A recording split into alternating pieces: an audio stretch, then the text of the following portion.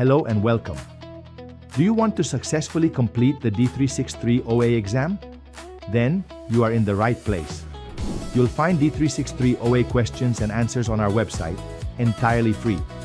We know these exams are stressful, so we made our guides and practice questions free for you.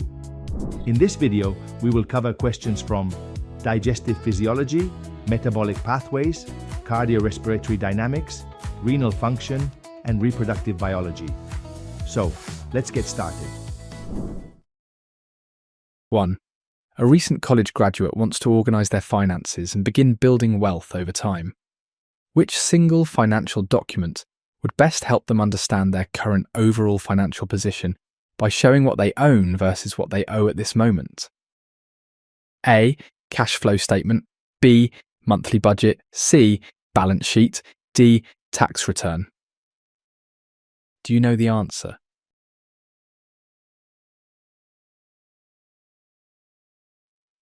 Correct answer, C. Balance sheet. Explanation.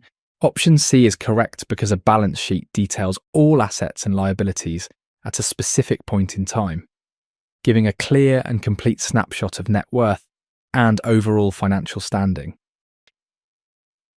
Option A is incorrect because a cash flow statement tracks all income and expenses over a period of time, showing money movement rather than a total financial position at any one moment. Option B is incorrect because a monthly budget is a forward-looking financial planning tool that estimates future income and spending, not a detailed record of all current assets and liabilities.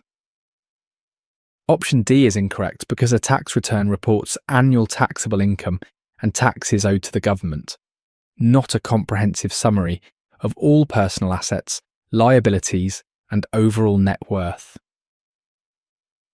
Alright, let's get into the concept behind this one.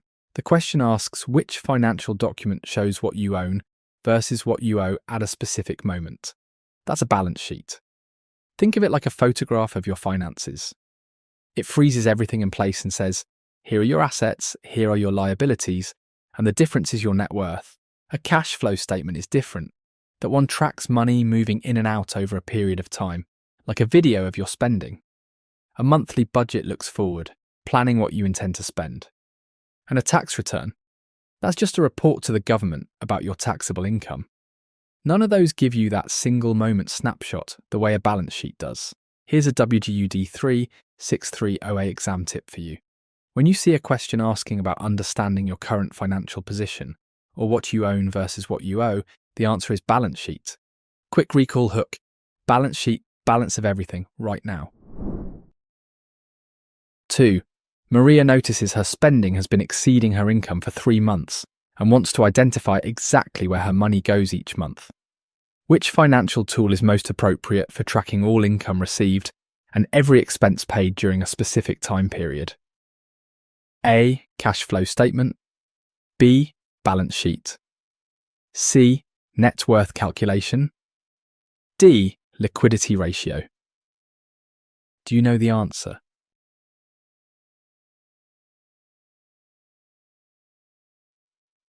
Correct answer, A. Cash flow statement. Explanation.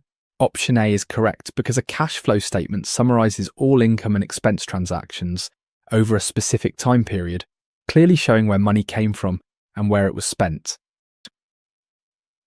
Option B is incorrect because a balance sheet provides a snapshot of assets and liabilities at a single point in time, not a detailed and complete record of all monthly income and spending. Option C is incorrect because a net worth calculation only shows the overall difference between total assets and total liabilities, without revealing any specific income sources or spending category details. Option D is incorrect because a liquidity ratio measures whether someone has enough readily available liquid assets to cover monthly expenses in emergencies, not a record of income and spending. Now let's tackle a question about tracking your money. Maria's spending has been exceeding her income for 3 months, and she wants to see exactly where it all goes. The tool for that job is a cash flow statement. A cash flow statement records every dollar coming in and every dollar going out over a specific time period, say a month. It's basically a detailed receipt for your financial life. A balance sheet won't help here because it only shows what you own and owe at a single point in time. No spending details. A net worth calculation just gives you one number, assets minus liabilities. And a liquidity ratio measures whether you have enough liquid assets to handle emergencies. None of those break down where the money actually went. Here's a WGU D363 OA exam tip for you. When you see keywords like tracking income and expenses or where money goes, think cash flow statement. Quick recall hook. Cash flow tells you where the cash flows. 3. Tyler has never created a personal budget before and wants to start managing his money more effectively. Before he begins tracking expenses or setting spending limits, which essential first action should he take to begin the budgeting process according to sound financial planning? A. Open a new savings account. B. Track daily expenses for a month. C. Reduce all discretionary spending. D. Set clear financial goals. Do you know the answer?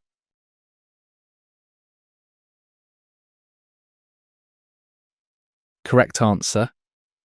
D. Set clear financial goals. Explanation.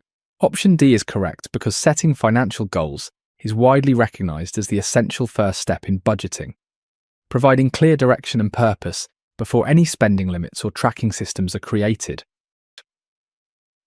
Option A is incorrect because opening a savings account is a useful financial action, but it does not replace the foundational step of first defining exactly what you want to achieve financially overall.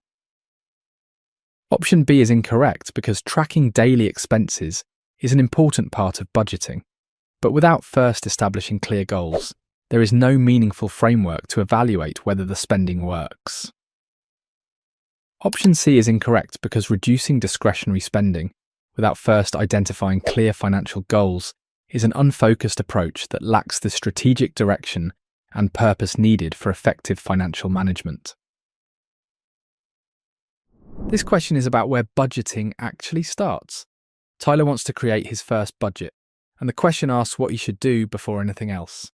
The answer is set clear financial goals. Here's why that matters.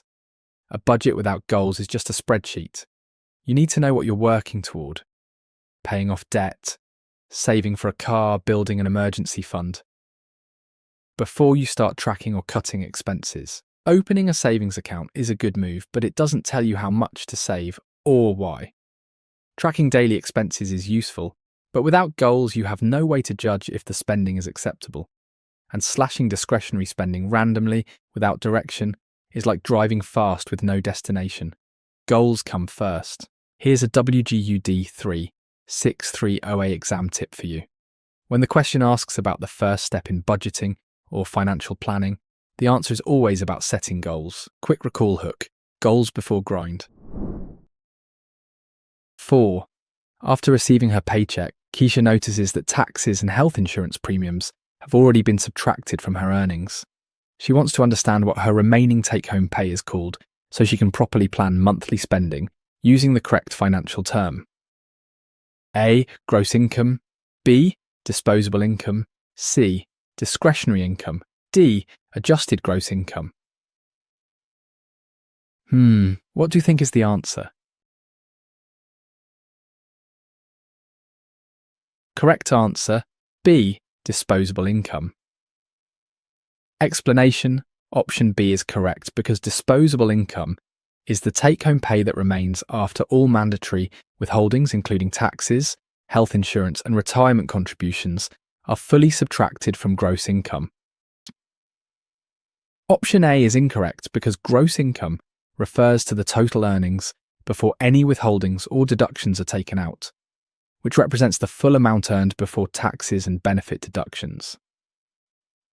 Option C is incorrect because discretionary income is the money remaining after paying for all necessary living expenses like housing and food, which represents a further reduction beyond just tax withholdings. Option D is incorrect because adjusted gross income is a tax calculation term that subtracts specific deductions and adjustments from gross income, not the same as the actual take-home pay a person receives. Let's sort out the different types of income, because the exam loves testing these. Keisha got her paycheck and noticed taxes and health insurance were already taken out. What remains is her disposable income. That's the take-home pay after all mandatory deductions. Gross income is the total before anything is subtracted. Discretionary income goes a step further. That's what's left after you've also paid for necessities like rent, food and utilities. Adjusted gross income is a tax term. It's gross income minus certain IRS-allowed adjustments used on your tax return. The key distinction: disposable income is what hits your bank account after mandatory withholdings. Here's a WGU D363 OA exam tip for you. If the question mentions take-home pay or money after taxes and deductions, that's disposable income. Quick recall hook: disposable = what's deposited in your account. 5. James recently lost his job unexpectedly and has no savings set aside for situations like this. A financial advisor recommends he build a specific type of fund once he finds new employment. How many months of living expenses should this recommended emergency fund ideally cover to provide adequate protection? A. 3 to 6 months. B. 1 to 2 months. C. 7 to 12 months. D. 12 to 18 months. What do you think is the answer?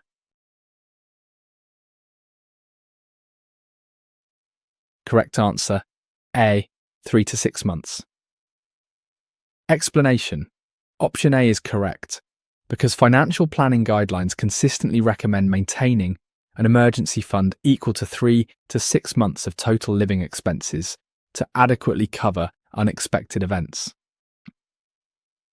Option B is incorrect because 1 to 2 months of savings provides extremely limited protection and would likely be insufficient to cover all living expenses during an extended period of unemployment or illness. Option C is incorrect because while having 7 to 12 months saved is certainly a beneficial goal, the standard recommended guideline for an adequate emergency fund is 3 to 6 months of expenses. Option D is incorrect because 12 to 18 months of savings far exceeds the standard financial planning recommendation and may unnecessarily tie up funds that could be invested or used more productively. James lost his job and had nothing saved. His financial advisor says he needs an emergency fund. The standard recommendation is 3 to 6 months of living expenses.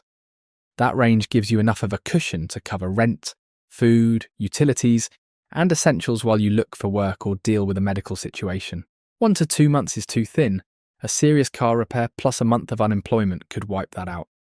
7 to 12 months is more than you need as a baseline, and 12 to 18 months ties up money that could be working for you in investments. The sweet spot the exam is looking for is 3 to 6 months. Here's a WGU D363 OA exam tip for you. Emergency fund questions almost always point to 3 to 6 months. That number is burned into every personal finance textbook. Quick recall hook: 3 to 6 keeps you in the mix. 6. A young professional is choosing where to open their first bank account and wants their deposits protected by a federal agency. Which type of financial institution accepts deposits, provides checking and savings accounts, makes business loans, and carries federal deposit insurance? A. Mutual fund company. B. Stock brokerage firm. C. Insurance company. D. Commercial bank. Can you guess the answer?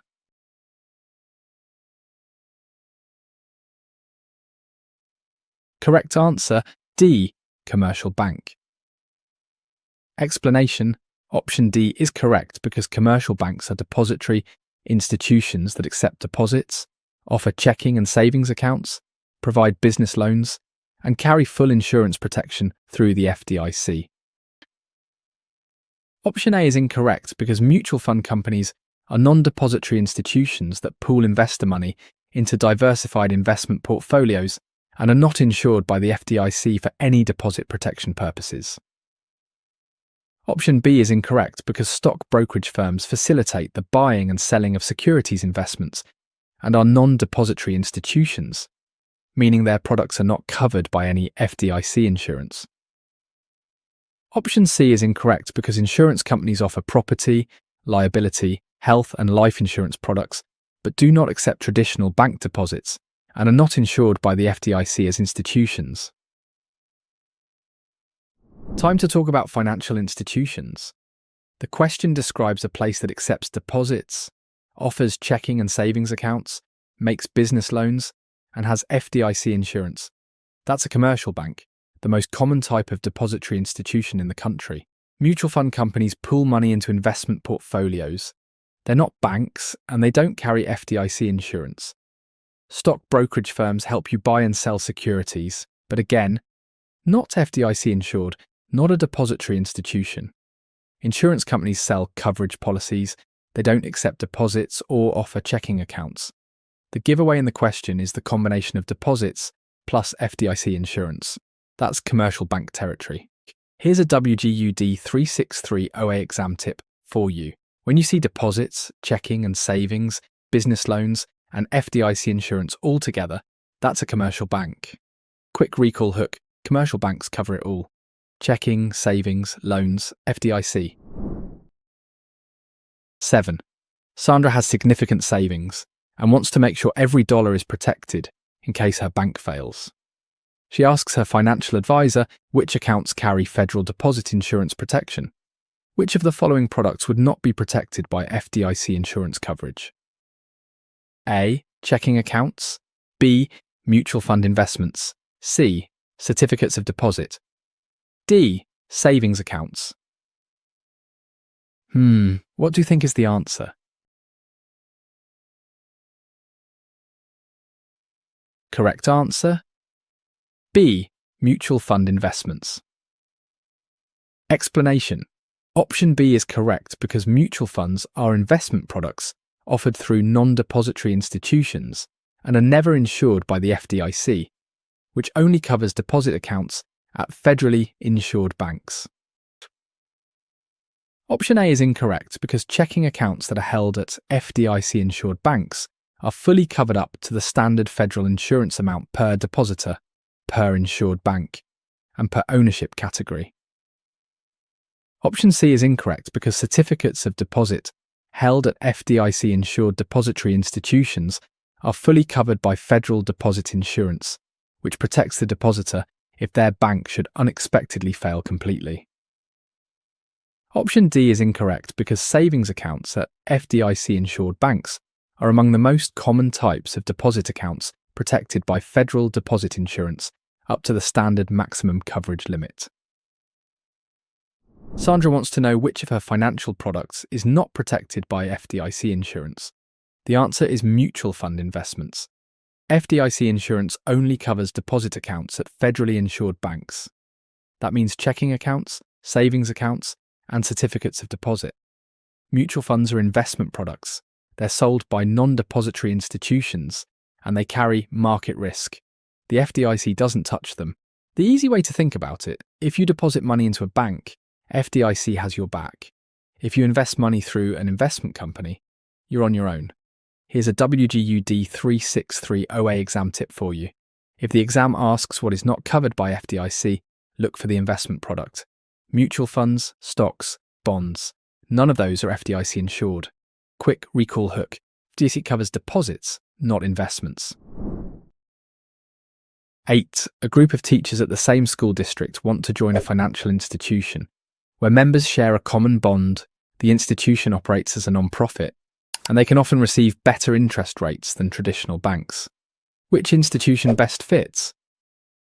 A. Credit union. B. Commercial bank. C. Online bank. D. Mutual savings bank. What do you think is the answer?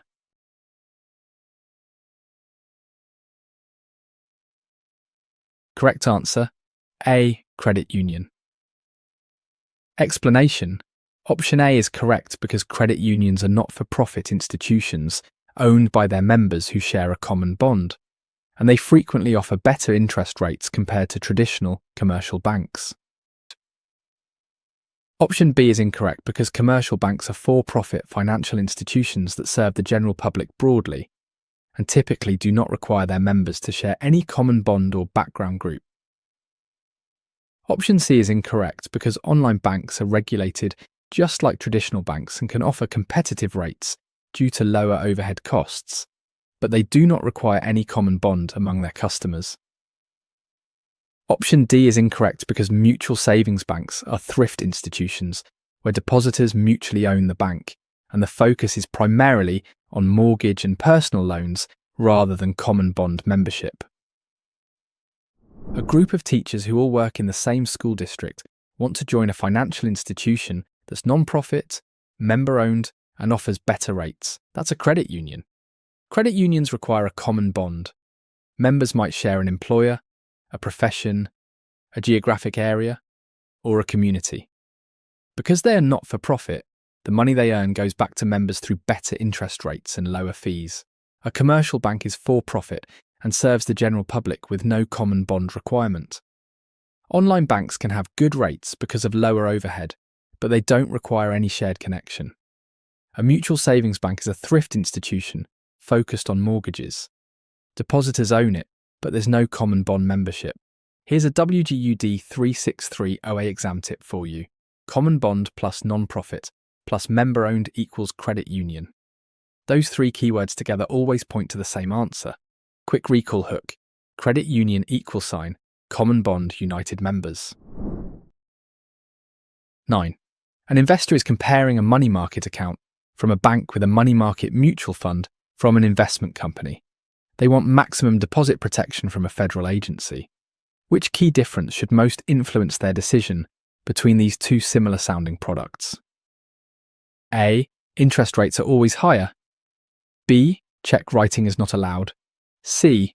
Only the bank product is FDIC insured. D. Both are equally federally insured. Do you know the answer?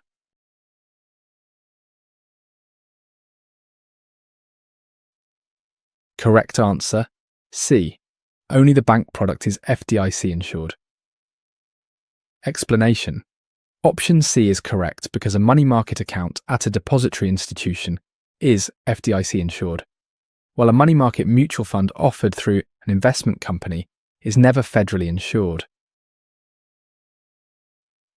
Option A is incorrect because while money market mutual funds may sometimes offer higher returns than bank money market accounts, interest rate differences vary widely and are not the key safety distinction. Option B is incorrect because both money market accounts and certain money market mutual funds may offer limited check writing privileges to account holders, so this feature does not reliably distinguish them. Option D is incorrect because these two products have fundamentally different levels of insurance protection. Only the bank-offered money market account receives FDIC insurance coverage, not the investment mutual fund. This one trips people up because the names sound almost identical. A money market account from a bank and a money market mutual fund from an investment company. The critical difference is insurance. The bank money market account sits at a depository institution, so it's FDIC insured. The money market mutual fund is an investment product. It's not FDIC insured at all. Interest rates can vary between the two, but that's not the safety distinction.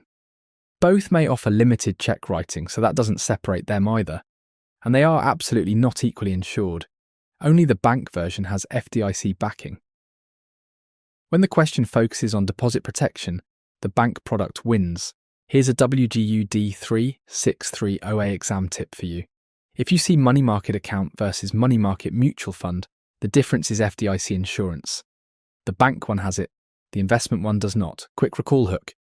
Bank account =, backed by FDIC. Mutual fund =, market risk, no safety net. 10. Rachel wants to invest in certificates of deposit, but worries about locking all her money at one interest rate for a long period. Her advisor suggests purchasing multiple CDs with staggered maturity dates to maintain annual access to funds. Which investment strategy is the advisor describing? A. Dollar cost averaging. B. Asset allocation. C. Compound interest reinvestment. D. CD laddering. What do you think is the answer? Correct answer, D. CD laddering. Explanation. Option D is correct because CD laddering involves purchasing multiple CDs with different maturity dates, which ensures regular access to funds while averaging interest rates and reducing overall reinvestment risk. Option A is incorrect because dollar cost averaging is a stock investment strategy of investing equal dollar amounts at regular intervals in securities, not a specific method for staggering certificate of deposit maturities. Option B is incorrect because asset allocation is a broad diversification strategy that spreads investments across different categories like stocks, bonds, and cash, not specifically about staggering CD maturity dates. Option C is incorrect because compound interest reinvestment refers to the concept of earning interest on previously earned interest over time, which is a growth principle rather than a strategy for staggering maturities. Rachel wants to invest in CDs but doesn't want all her money locked up at one rate for years. Her advisor recommends buying multiple CDs with different maturity dates. That strategy is called CD laddering. Say you buy a 1-year, a 2-year, and a 3-year CD. Each year one matures, giving you access to cash. You can then reinvest at whatever the current rate is. This way you get regular access to funds and average out your interest rates over time. Dollar cost averaging is a stock strategy, investing fixed amounts at regular intervals. Asset allocation is about spreading money across different types of investments. Compound interest reinvestment is just interest earning interest. None of those describe staggered CD maturities. Here's a WGU D363 OA exam tip for you. When the question mentions multiple CDs with staggered or different maturity dates, the answer is CD laddering. Quick recall hook. Ladder =, different rungs, different dates. 11. A lender evaluates a loan application by pulling the applicant's credit score generated by a model used by over 90% of lending companies. Among all the factors that determine this widely used credit score, which single factor carries the greatest weight in the overall calculation? A. Payment history. B. Amounts currently owed. C. Length of credit history. D. Types of credit used. Do you know the answer?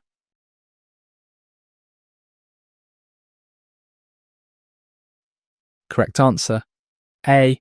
Payment history. Explanation. Option A is correct, because payment history accounts for the largest single portion of a FICO score, reflecting whether the borrower has consistently made on-time payments across all their credit accounts. Option B is incorrect because amounts owed is the second most heavily weighted factor in the FICO scoring model, carrying significant weight but still less overall influence than the payment history category. Option C is incorrect because length of credit history is a moderately weighted factor that considers how long accounts have been open, carrying substantially less weight than both payment history and amounts owed.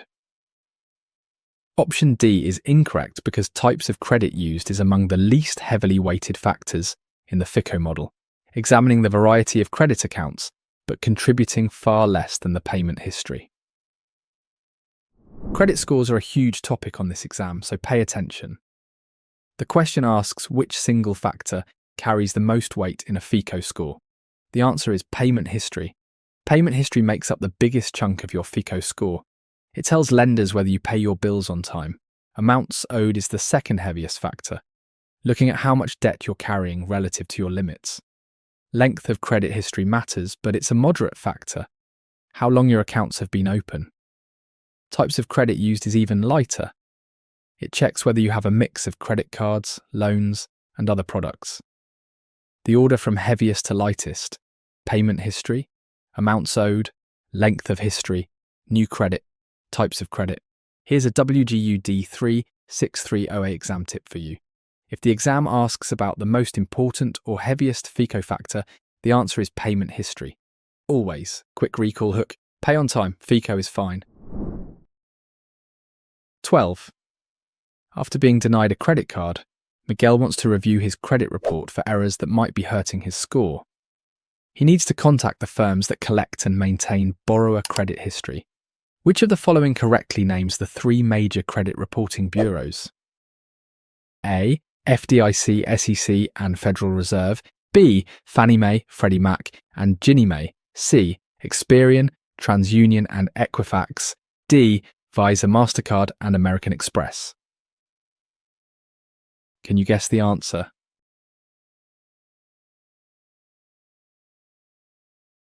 Correct answer: C. Experian, TransUnion, and Equifax.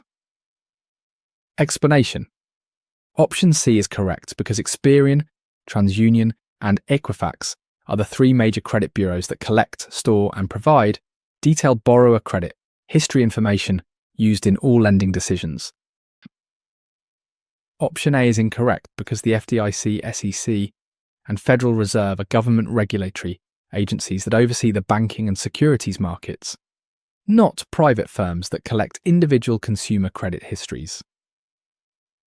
Option B is incorrect because Fannie Mae, Freddie Mac, and Ginnie Mae are government-sponsored enterprises involved primarily in the mortgage market, not agencies that maintain or report consumer credit information. Option D is incorrect because Visa, MasterCard, and American Express are payment processing networks and credit card issuing companies, not the bureaus that are responsible for collecting and reporting credit histories. Miguel got denied a credit card and wants to check his credit report.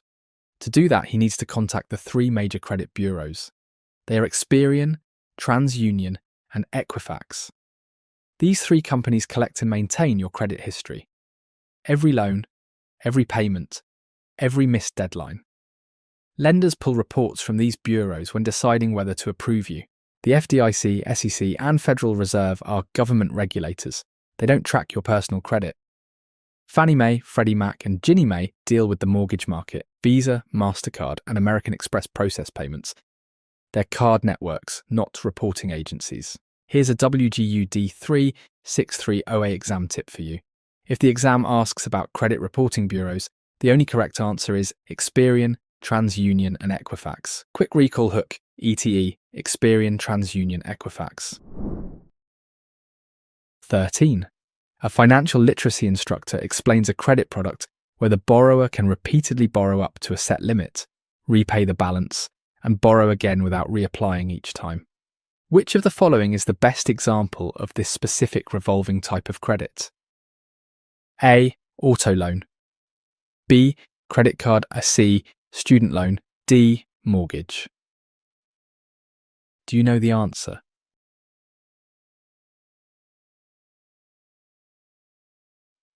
Correct answer: B. Credit card. Explanation: Option B is correct because a credit card is a revolving line of credit that allows the borrower to repeatedly borrow up to their approved limit, make payments, and then borrow again. Option A is incorrect because an auto loan is an installment loan with a fixed repayment schedule that ends once the balance is fully paid off, and the borrower cannot re-borrow from the same loan. Option C is incorrect because a student loan is a fixed installment loan used specifically for education expenses with a set repayment schedule, not a revolving credit product that allows repeated borrowing cycles. Option D is incorrect because a mortgage is a long-term installment loan that is secured by real property with scheduled payments over a fixed term, not a revolving line of credit for repeated use. The question describes a credit product where you can borrow, repay, and borrow again without reapplying each time. That's revolving credit, and the best example is a credit card. With a credit card, you have a set credit limit. You spend against it, pay some or all of it back, and the available credit refreshes. You can keep doing this indefinitely. An auto loan is an installment loan. You get one lump sum, pay it back on a schedule, and when it's done, it's done. Same with a student loan. Fixed schedule, no reborrowing. A mortgage works the same way. Long-term installment payments against a specific property. None of those let you repeatedly borrow from the same account. Here's a WGU D363 OA exam tip for you. When the question mentions borrowing, repaying, and borrowing again up to a limit, the answer is revolving credit, and the go-to example is a credit card. Quick recall hook. Revolving =sign reuse. Credit card =sign revolving. 14. A bank loan officer reviews applications and notices one applicant has a credit score well below 620. The officer knows this classification typically means higher interest rates due to increased lending risk. Which standard term best describes this particular category of borrower? A. Prime borrower. B. Preferred borrower. C. Secured borrower. D. Subprime borrower. What do you think is the answer? Correct answer, D. Subprime borrower. Explanation. Option D is correct because subprime borrowers are specifically defined as those with credit scores below 620, representing higher lending risk and typically facing significantly higher interest rates. Option A is incorrect because prime borrowers have good to excellent credit scores and represent significantly lower risk to lenders, qualifying them for much more favourable interest rates and better overall loan terms. Option B is incorrect because preferred borrower is not a standard credit classification term used in the lending industry. Borrowers with excellent credit are typically referred to as either prime or superprime borrowers. Option C is incorrect because a secured borrower refers to someone who provides collateral to back a loan, which only describes the loan structure rather than the credit quality or risk classification of the borrower. The question is about credit score classifications. A borrower with a score well below 620 falls into the subprime category. Subprime borrowers represent higher risk to lenders, so they get hit with higher interest rates, sometimes significantly higher. A prime borrower has a good to excellent score and gets favourable terms. Preferred borrower isn't even a real classification used in the lending industry. It's a made-up distractor. A secured borrower describes someone who puts up collateral for a loan, which is about the loan structure, not the person's credit quality. The cutoff to remember is 620. Below that line, you're subprime. Here's a WGU D363 OA exam tip for you. If the question says a score below 620 with higher interest rates, the answer is subprime. Quick recall hook. Sub 620 subprime. 15. A young adult with no credit history wants to begin establishing a positive credit record for the first time. A financial advisor recommends starting with basic steps before applying for major credit products. Which action would be the most appropriate first step toward building credit? A. Open checking and savings accounts. B. Apply for a large personal loan. C. Request a high-limit credit card. D. Invest in mutual funds. What do you think is the answer? Correct answer, A. Open checking and savings accounts. Explanation. Option A is correct because establishing checking and savings accounts is recognised as a foundational first step in building credit history, clearly demonstrating basic financial responsibility and stability to future lenders. Option B is incorrect because applying for a large personal loan without any existing credit history would likely result in denial or extremely unfavourable terms, making it a very impractical credit-building starting point. Option C is incorrect because requesting a high-limit credit card with no credit history is extremely unlikely to be approved, as lenders require some demonstrated record of creditworthiness before extending large credit limits. Option D is incorrect because investing in mutual funds builds personal wealth over time, but does not directly contribute to establishing a credit history, since investment activity is not reported to credit bureaus. A young adult has zero credit history and wants to start building one. The most appropriate first step is opening checking and savings accounts. This might seem basic, and it is, that's the point. Bank accounts demonstrate financial stability to lenders. You're showing that you can manage money at a fundamental level. Applying for a large personal loan with no credit history would almost certainly get denied. Same with requesting a high-limit credit card. Lenders want proof you can handle credit before they give you a lot of it. Investing in mutual funds is great for wealth building, but investment activity doesn't get reported to credit bureaus, so it does nothing for your credit score. Here's a WGU D363 OA exam tip for you. The first step in building credit is the most basic, checking and savings accounts. Start simple. Quick recall hook, no credit. Open accounts first, walk before you run. 16. An investor notices that the overall stock market has dropped sharply and all of her investments have declined in value, regardless of which companies she holds. This broad market decline affecting all similar investments simultaneously is best described by which specific category of investment risk?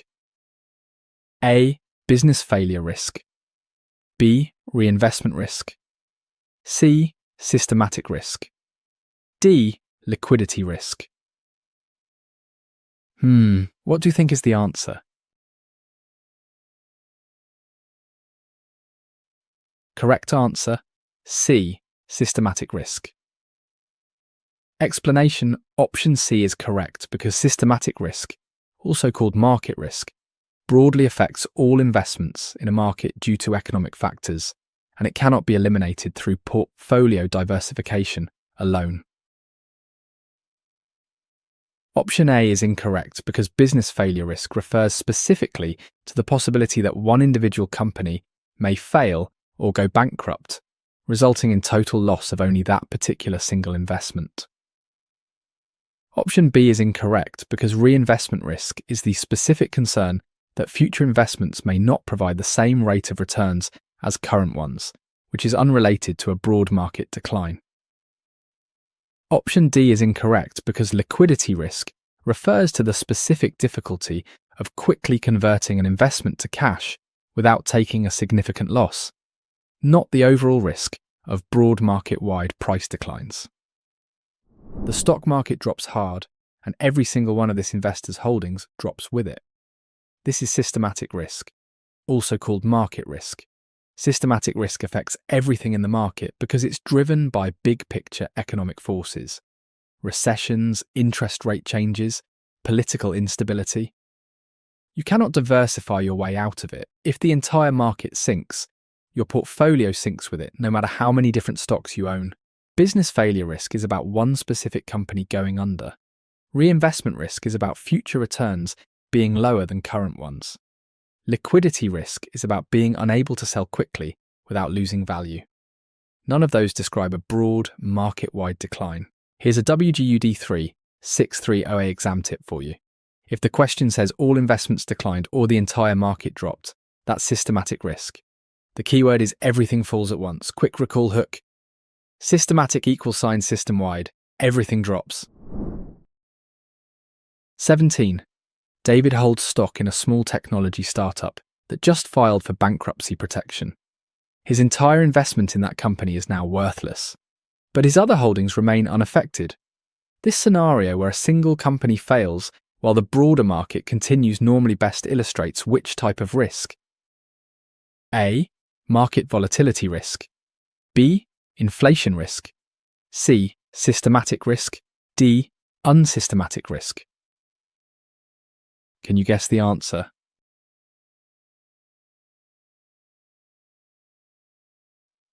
Correct answer, D. Unsystematic risk.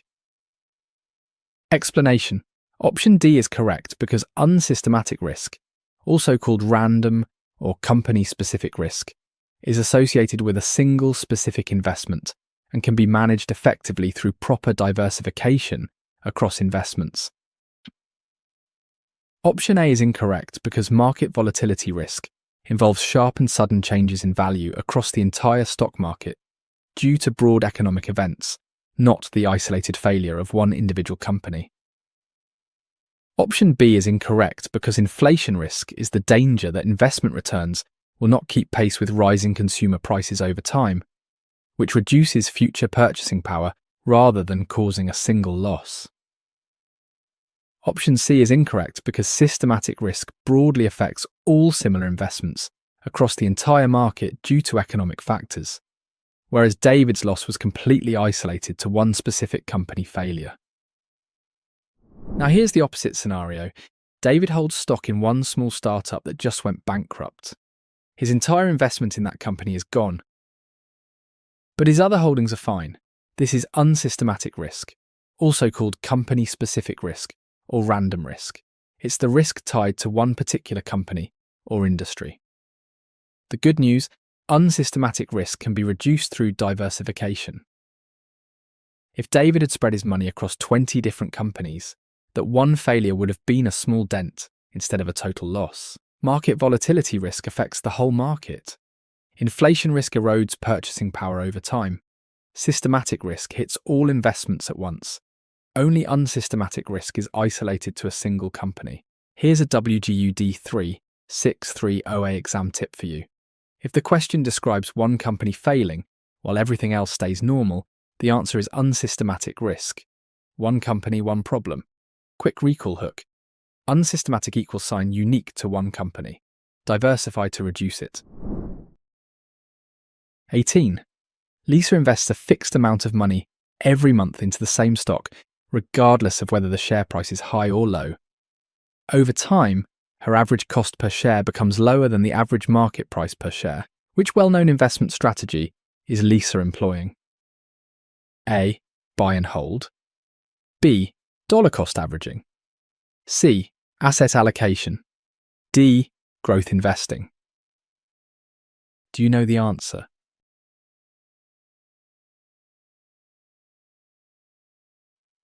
Correct answer, B.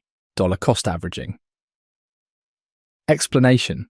Option B is correct because dollar cost averaging involves investing equal dollar amounts at regular intervals, regardless of current price, which results in an average share cost lower than the average price.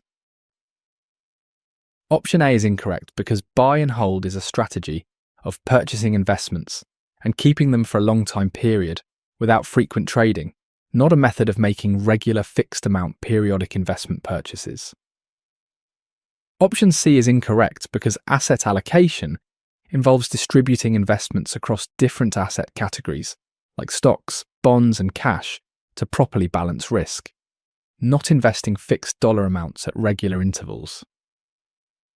Option D is incorrect because growth investing focuses on selecting specific stocks in companies expected to grow faster than the market overall, which is a stock selection approach rather than a periodic purchasing method. Lisa puts a fixed dollar amount into the same stock every single month. Doesn't matter if the price is up or down. Over time, her average cost per share ends up lower than the average market price. This strategy is called dollar cost averaging. Here's how it works. When the price is high, her fixed amount buys fewer shares. When the price drops, the same amount buys more shares. Over time, this naturally brings her average cost down. Buy and hold means purchasing investments and just sitting on them for years, but it doesn't describe regular fixed amount purchases. Asset allocation is about spreading your money across stocks, bonds, and cash. Growth investing is picking stocks in fast-growing companies. Only dollar cost averaging involves regular fixed amount purchases regardless of price. Here's a WGU D363 OA exam tip for you. If the question says fixed amount at regular intervals regardless of price, it's dollar cost averaging. Those exact words are your signal. Quick recall hook, DCA, dollar amount, consistent schedule, automatic buys. 19. Marcus has 90% of his retirement portfolio in a single technology stock and the remaining 10% spread across bonds and mutual funds. His financial advisor warns that despite owning multiple investment types, the portfolio still carries dangerous concentration risk. What principle is Marcus violating? A. Asset allocation. B. Buy and hold. C. Dollar cost averaging. D. CD laddering. Do you know the answer?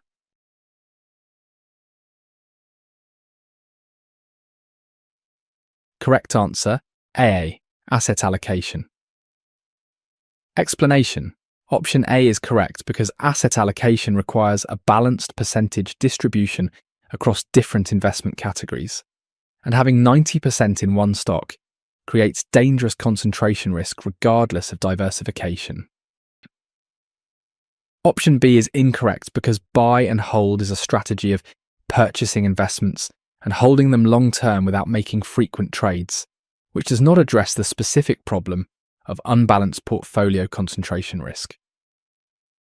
Option C is incorrect because dollar cost averaging involves investing fixed dollar amounts at regular intervals to lower average cost over time, which is completely unrelated to the issue of unbalanced portfolio allocation. Option D is incorrect because CD laddering is a strategy specifically for staggering certificate of deposit maturity dates and has nothing to do with the balanced distribution of investments across different asset categories. Marcus has 90% of his retirement portfolio in one technology stock. 10% is scattered across bonds and mutual funds. His advisor says the portfolio carries dangerous concentration risk. The principle Marcus is violating is asset allocation. Asset allocation means distributing your investments across different asset categories. Stocks, bonds, cash, real estate in balanced proportions. Having 90% in a single stock is the opposite of balanced. If that one company tanks, almost everything is gone. Buy and hold is just about holding investments long term, not about how they're distributed. Dollar cost averaging is about regular fixed amount purchases. CD laddering is about staggering certificate of deposit maturities. None of those address the balance problem. Here's a WGU D363 OA exam tip for you. If the question describes too much money in one investment or concentration risk, the violated principle is asset allocation. Quick recall hook, asset allocation equal sign. All eggs should not be in one basket. 20. During an economic downturn, Charlene panics and sells her declining stocks at a loss. She then immediately reinvests in a different sector that has recently been performing well and is currently trading at peak prices. Which common investing mistake is Charlene most clearly demonstrating? A. Setting unrealistic goals. B. Trading too much. C. Buying high and selling low. D. Being loss averse. What do you think is the answer? Correct answer, C. Buying high and selling low. Explanation. Option C is correct because Charlene sold her stocks at depressed prices during the downturn and then purchased new investments at their peak prices, which perfectly illustrates buying high and selling low.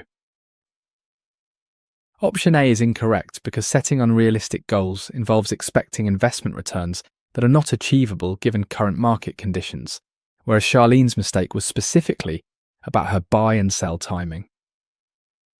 Option B is incorrect because trading too much refers to excessive buying and selling driven by short-term news rather than strategy, while Charlene's core error was her timing of selling low, then buying high.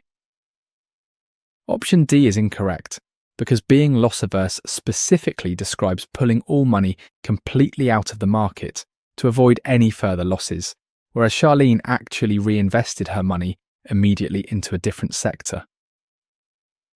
Charlene panics during a downturn, sells her declining stocks at a loss, and then immediately buys into a sector that's currently at peak prices. She just made the classic investing mistake, buying high and selling low. The whole point of investing is to buy low and sell high. Charlene did the exact opposite. She locked in her losses by selling during the dip, and then bought when prices were inflated. Setting unrealistic goals is about expecting returns that are not achievable. Trading too much means excessive buying and selling, driven by short-term news. Being loss-averse means pulling all your money out of the market entirely to avoid any further risk. Charlene didn't pull out. She reinvested just at the worst possible time. Here's a WGU D363 OA exam tip for you. If the scenario describes selling during a dip and then buying at peak prices, that's buying high and selling low. The timing is the problem. Quick recall hook. Panic, sell low.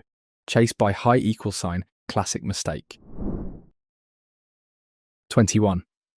A financial planning student is learning about risk categories and needs to distinguish between risk voluntarily taken for the chance of gain or loss, and risk that only results in a loss. Which type of risk is the only kind that insurance companies will agree to cover? A. Speculative risk. B. Market risk. C. Investment risk. D. Pure risk. Do you know the answer?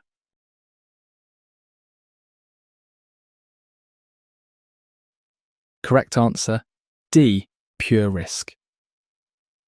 Explanation: option D is correct because pure risk involves only the possibility of loss with no chance of gain, and it is the only category of risk that insurance companies will agree to cover.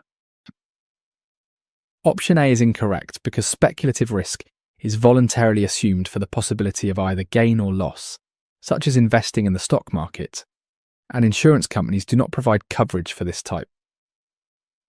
Option B is incorrect because market risk refers to the possibility of investment losses due to broad economic factors and overall market fluctuations, which falls under speculative risk and is not an insurable category.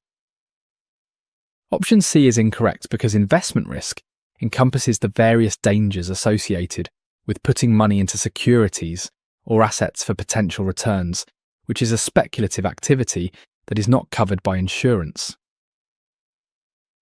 This question gets at a distinction the exam really cares about: pure risk versus speculative risk. Pure risk is a situation where the only possible outcomes are loss or no loss. Your house burns down or it doesn't. Your car gets stolen or it doesn't. There's no scenario where you come out ahead. That's why insurance companies will cover it. They can calculate the odds and price a policy. Speculative risk is different.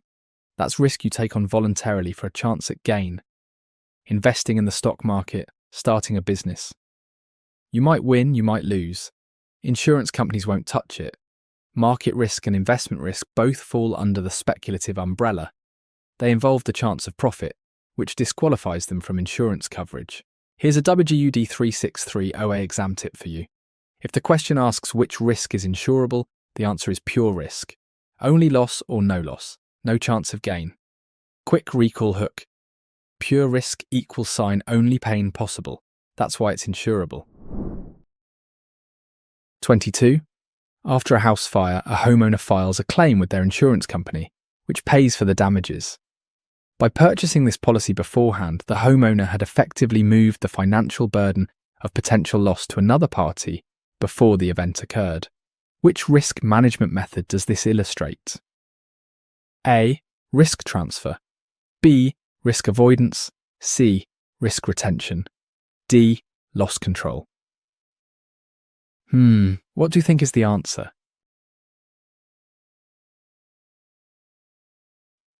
Correct answer, A. Risk transfer. Explanation: option A is correct because risk transfer involves shifting the financial responsibility of a potential loss to another party, typically an insurance company, through the purchase of a formal insurance policy. Option B is incorrect because risk avoidance means completely eliminating all exposure to a risk entirely, such as never owning a home to avoid fire damage, rather than shifting the financial burden elsewhere. Option C is incorrect because risk retention means accepting and keeping part or all of the financial risk yourself, such as paying your deductible, rather than transferring the full potential loss to an insurance company. Option D is incorrect because loss control focuses specifically on reducing the frequency and severity of potential losses through preventive measures and safety practices, not on transferring the financial consequences elsewhere. A homeowner's house catches fire and the insurance company pays the damages. By buying that policy ahead of time, the homeowner shifted the financial burden to the insurer. That's risk transfer. You're not avoiding the risk. You still own the house. You're not retaining the risk. You're not paying out of pocket. You're not controlling the loss. You're not installing sprinklers to reduce damage. You're paying a premium so someone else absorbs the financial hit. Risk avoidance would mean never buying a house in the first place. Risk retention means keeping the financial exposure yourself, like choosing a high deductible. Loss control is about prevention. Smoke detectors, fire extinguishers. Only risk transfer involves handing the bill to another party through insurance. Here's a D363 OA exam tip for you. When the scenario describes buying insurance to shift financial responsibility to another party, that's risk transfer. Quick recall hook. Transfer equals sign, trade the risk to someone else. 23. A patient receives medical treatment and must pay costs at various stages. First a fixed fee at the visit, then an initial amount before insurance pays, and finally shared costs with the insurer. Which sequence correctly orders these three types of health insurance payments? A. Deductible, coinsurance copay. B. Copay deductible, coinsurance C. Coinsurance copay deductible. D. Copay coinsurance deductible. Do you know the answer?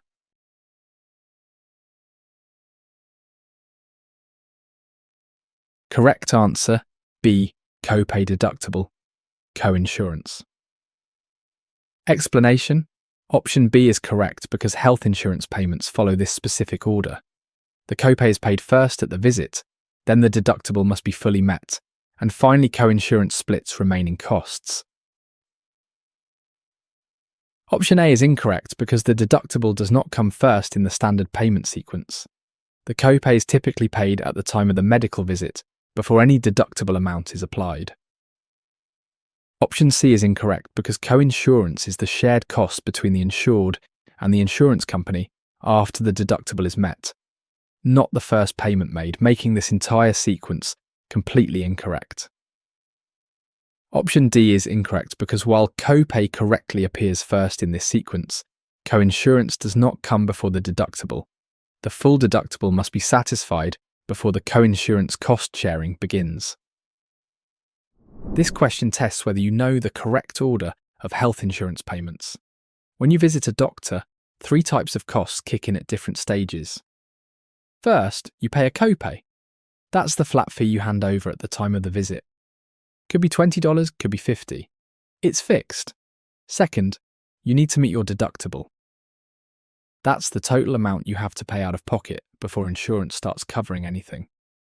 Third, once the deductible is met, coinsurance kicks in. That's where you and the insurance company split costs, maybe 80-20. The correct order is copay, deductible, coinsurance. The other options scramble this sequence. If you remember the flow, pay at the door, meet the threshold, then split the rest, you'll get this right every time. Here's a WGU D363 OA exam tip for you. The payment order is copay first, deductible second, coinsurance third. Quick recall hook, CDC, copay, deductible, coinsurance. 24. A young couple with a new mortgage and small children needs affordable life insurance coverage for the next 20 years until the children are grown and the house is paid off. After that, they will not need coverage. Which life insurance policy type best suits them? A. Universal life insurance. B. Variable life insurance. C. Term life insurance. D. Whole life insurance. What do you think is the answer?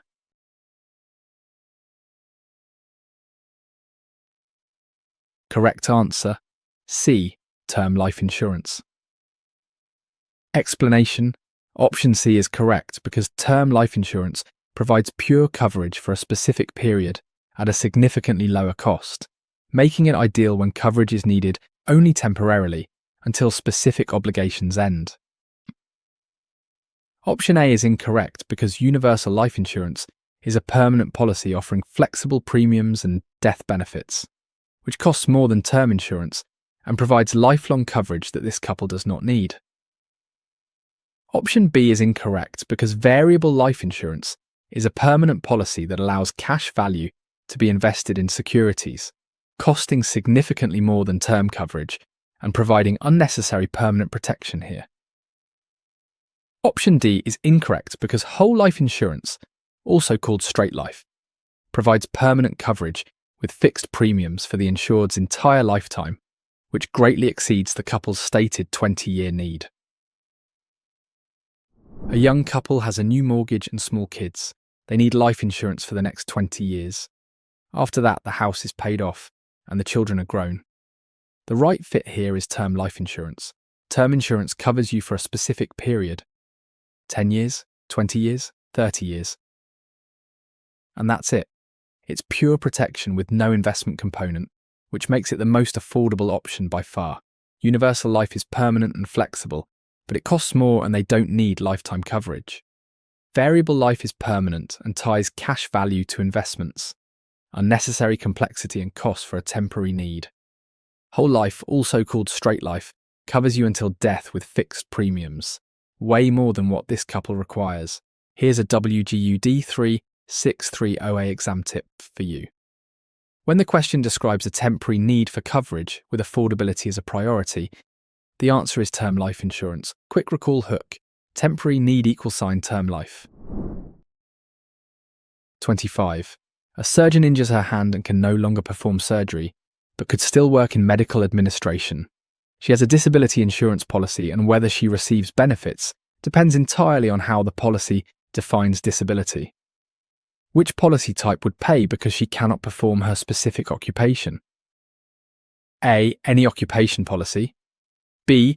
Short-term disability policy. C. Long-term care policy. D. Own occupation policy.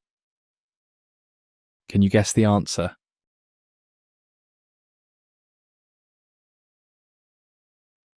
Correct answer, D. Own occupation policy. Explanation. Option D is correct because an own occupation policy pays disability benefits when the insured cannot perform the specific duties of their own trained occupation, even if they could still work another job. Option A is incorrect because an any occupation policy only pays benefits if the insured cannot perform duties of any occupation at all, meaning this surgeon would be denied since she can still work.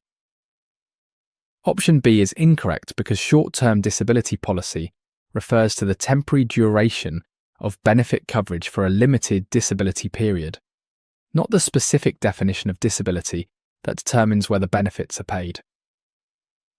Option C is incorrect because long-term care insurance specifically covers the cost of assistance with activities of daily living for elderly or disabled individuals, not the replacement of lost professional employment income. A surgeon injures her hand. She can't operate anymore, but she could work in medical administration. Whether she gets disability benefits depends entirely on how her policy defines disability. With an own occupation policy, she gets paid because she can no longer perform the specific duties of her trained occupation, surgery. It doesn't matter that she could do something else, and any occupation policy would deny her because she can still work in some capacity. Short-term disability describes how long benefits last, not how disability is defined. Long-term care insurance covers help with daily living activities for elderly or disabled individuals. Completely different product. The defining question is, does the policy care about your specific job or any job? Here's a WGU D363 OA exam tip for you. If the person can't do their specific job but could do another, and benefits are still paid, that's own occupation. Quick recall hook. Own occupation = only your job matters. 26. An employee receives a raise that pushes part of her income into a higher tax bracket. She worries that all of her income will now be taxed at the higher rate. Which tax concept explains that only the additional income above the threshold is taxed at the new higher rate? A. Average tax rate. B. Effective tax rate. C. Marginal tax rate. D. Capital gains rate. Can you guess the answer?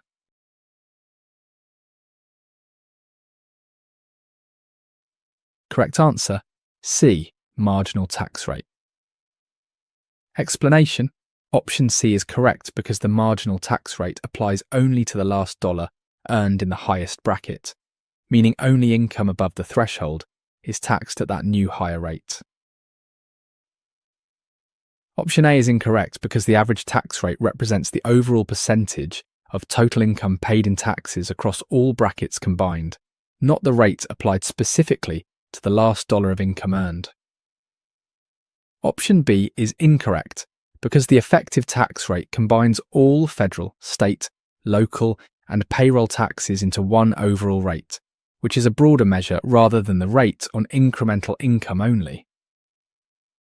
Option D is incorrect because the capital gains rate applies specifically to profits earned from selling investments held for certain periods of time, not to regular employment income pushed into higher brackets. Here's a misconception that trips people up constantly. An employee gets a raise and part of her income lands in a higher tax bracket. She thinks all her income is now taxed at the new rate. That's not how it works. The US uses a progressive tax system, and the concept that explains this is the marginal tax rate. The marginal rate applies only to the income one above the bracket threshold, the last dollars earned. Everything below that threshold is still taxed at the lower rates. The average tax rate is your total tax divided by total income. It's a blended number. The effective tax rate is similar, but includes all taxes combined. The capital gains rate applies to investment profits, not employment income. Here's a WGU D363 OA exam tip for you. If the question is about only the additional income being taxed at the higher rate, the answer is marginal tax rate. Quick recall hook. Marginal equals sign the margin, the edge, the last dollars only. 27. A taxpayer wants to lower their tax bill and is deciding between strategies that reduce the amount of income subject to taxation versus strategies that directly reduce the final amount of tax owed dollar for dollar. Which option directly reduces the final tax owed rather than just lowering taxable income? A. Tax credit. B. Standard deduction. C. Itemized deduction. D. Tax sheltered investment. What do you think is the answer? Correct answer, A. Tax credit. Explanation. Option A is correct because a tax credit directly reduces the actual amount of tax owed dollar for dollar after the tax liability has been calculated, providing a more powerful benefit than deductions. Option B is incorrect because the standard deduction reduces the amount of income that is subject to taxation before the tax liability is calculated, rather than directly reducing the final tax amount owed.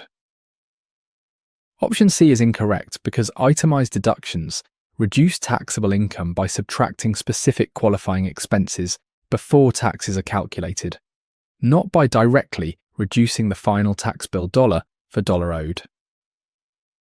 Option D is incorrect because a tax-sheltered investment reduces current taxable income by deferring taxes to a future date, rather than directly subtracting from the final amount of tax owed today. Tax credits versus tax deductions. The exam wants you to know the difference cold. A tax credit directly reduces the amount of tax you owe, dollar for dollar. If you owe $2,000 in taxes and have a $500 tax credit, you now owe $1,500. It's a straight subtraction from your tax bill. A standard deduction reduces the amount of income that gets taxed. It lowers the pie before the math happens. Itemized deductions work the same way, just with specific expenses like mortgage interest or charitable donations. A tax-sheltered investment defers taxes to later, but it doesn't knock dollars off your current bill. The power ranking is clear. Credits beat deductions because they reduce the actual tax, not just the income. Here's a WGU D363 OA exam tip for you. Dollar for dollar reduction of tax owed means tax credit. Reduction of taxable income means deduction. Quick recall hook. Credit =, cash off your tax bill. 28. A financial advisor is helping a client identify legal methods to reduce their annual tax liability. The client currently does not contribute to any employer-sponsored retirement plan or individual savings account with tax benefits. Which strategy would most effectively reduce their current taxable income? A. Paying off credit card debt. B. Opening a regular brokerage account. C. Increasing discretionary spending. D. Contributing to a traditional IRA. What do you think is the answer?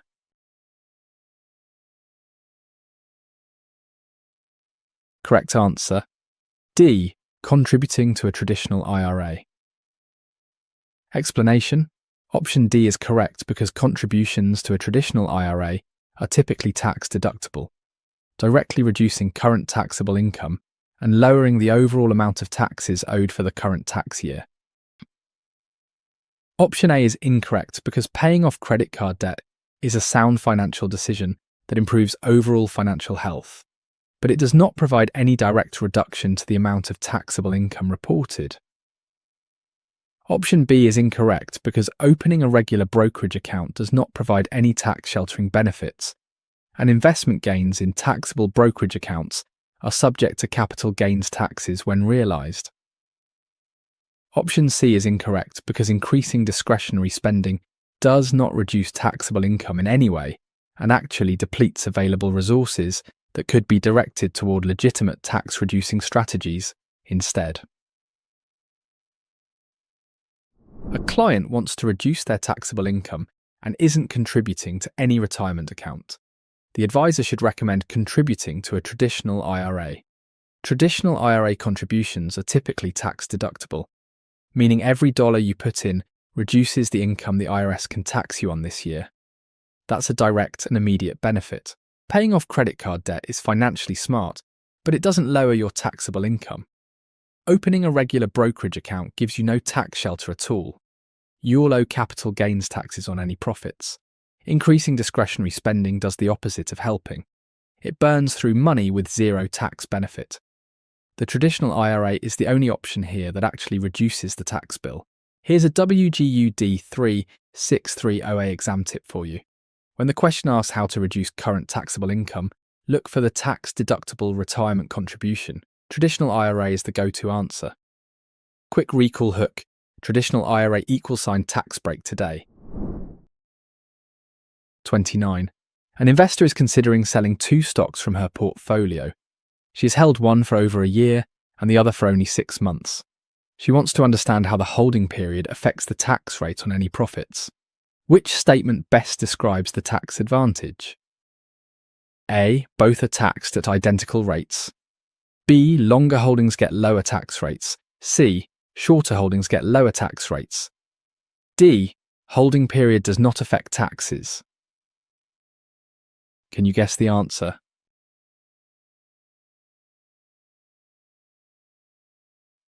Correct answer, B. Longer holdings get the lower tax rates. Explanation. Option B is correct because assets held for more than 1 year qualify for long-term capital gains tax rates, which are significantly lower than ordinary income tax rates applied to short-term gains. Option A is incorrect because short-term gains from assets held 1 year or less are taxed as ordinary income at higher rates, while long-term gains receive preferential lower tax rates, creating unequal treatment. Option C is incorrect because shorter holding periods result in short-term capital gains that are taxed at the investor's ordinary income tax rate, which is typically higher than the preferential long-term rate. Option D is incorrect because the holding period directly determines whether investment profits are classified as short-term or long-term capital gains, which carry significantly different and unequal tax rates overall. An investor is selling 2 stocks, one held for over a year, the other for 6 months. The question is how the holding period affects taxes.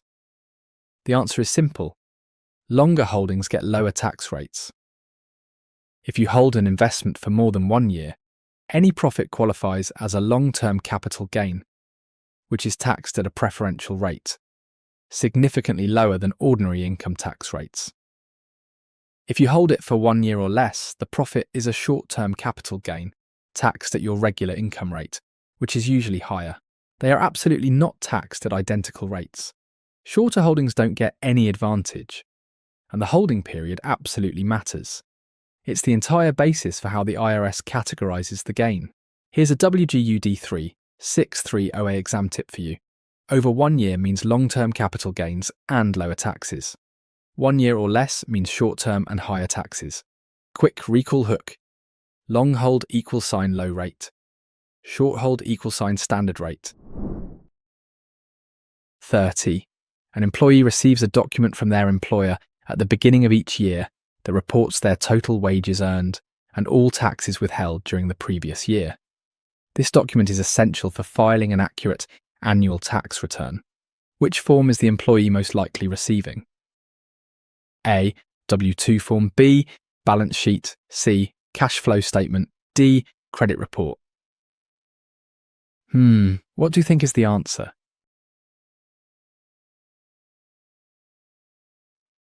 Correct answer, A. W-2 form. Explanation: option A is correct because a W-2 form is the standard document that employers provide to employees annually, reporting total wages earned and all federal, state, and local taxes withheld. Option B is incorrect because a balance sheet is a personal financial statement that shows assets, liabilities, and net worth at a specific point in time, not a tax document from an employer.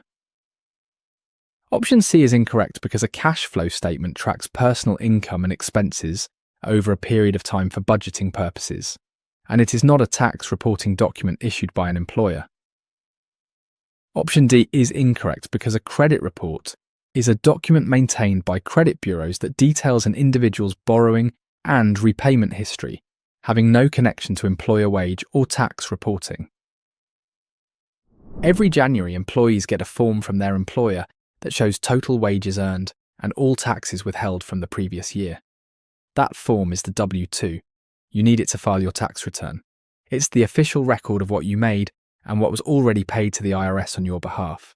A balance sheet shows assets and liabilities at a point in time. It's a personal finance tool, not a tax document. A cash flow statement tracks income and expenses for budgeting purposes. Also not a tax form. A credit report comes from credit bureaus and shows your borrowing history. Nothing to do with wages or taxes. Here's a WGU D363 OA exam tip for you. Employer-issued document showing wages and taxes withheld equals W-2 form. If the question says independent contractor instead, the answer would be a 1099. Quick recall hook. W-2 equals sign wages and withholdings, two things from your employer. 31. An employee at a for-profit corporation wants to start saving for retirement through an employer-sponsored plan that allows pre-tax contributions from their paycheck, reducing their current taxable income, while the money grows tax-deferred until withdrawal. Which type of retirement plan should this employee use? A. Roth IRA. B. Pension plan. C. Annuity. D. 401k plan. What do you think is the answer? Correct answer, D. 401k plan. Explanation: option D is correct because a 401k plan is an employer-sponsored defined contribution plan for employees at for-profit companies, allowing pre-tax paycheck contributions that grow tax-deferred until withdrawal at retirement. Option A is incorrect because a Roth IRA is an individual retirement account funded with after-tax contributions, not an employer-sponsored plan, and it does not reduce current taxable income at the time of contribution. Option B is incorrect because a pension plan is a defined benefit plan where the employer controls investments and provides a fixed monthly benefit at retirement, rather than allowing employee-directed pre-tax contributions. Option C is incorrect because an annuity is an insurance product that provides guaranteed income payments, typically purchased individually rather than offered as an employer-sponsored retirement savings plan with pre-tax contributions. An employee at a for-profit company wants to save for retirement through a plan that takes pre-tax money from their paycheck. The money grows tax-deferred until they withdraw it. That's a 401k plan. The 401k is the standard employer-sponsored defined contribution plan for for-profit companies. Pre-tax means the contribution comes out before income tax is calculated, lowering your taxable income right now. Tax-deferred means you don't pay taxes on the growth until you actually withdraw the money in retirement. A Roth IRA uses after-tax money, so it doesn't reduce current taxable income. A pension is a defined benefit plan where the employer handles the investing and promises a set payout. An annuity is an insurance product for guaranteed income. Not an employer-sponsored retirement plan. Here's a WGU D363 OA exam tip for you. For-profit company plus pre-tax paycheck contributions plus tax-deferred growth equals 401k. Quick recall hook, for-profit 401k. The numbers match the sector. 32. A teacher at a non-profit school and a government employee both want employer-sponsored retirement plan, similar to a 401k. However, each works in a different sector and must choose the plan designated for their specific type of employer. Which plans correspond to non-profit and government employers respectively? A. Roth IRA and traditional IRA. B. Pension and annuity. C. 403B and 457. D. SEP IRA and KEO. What do you think is the answer?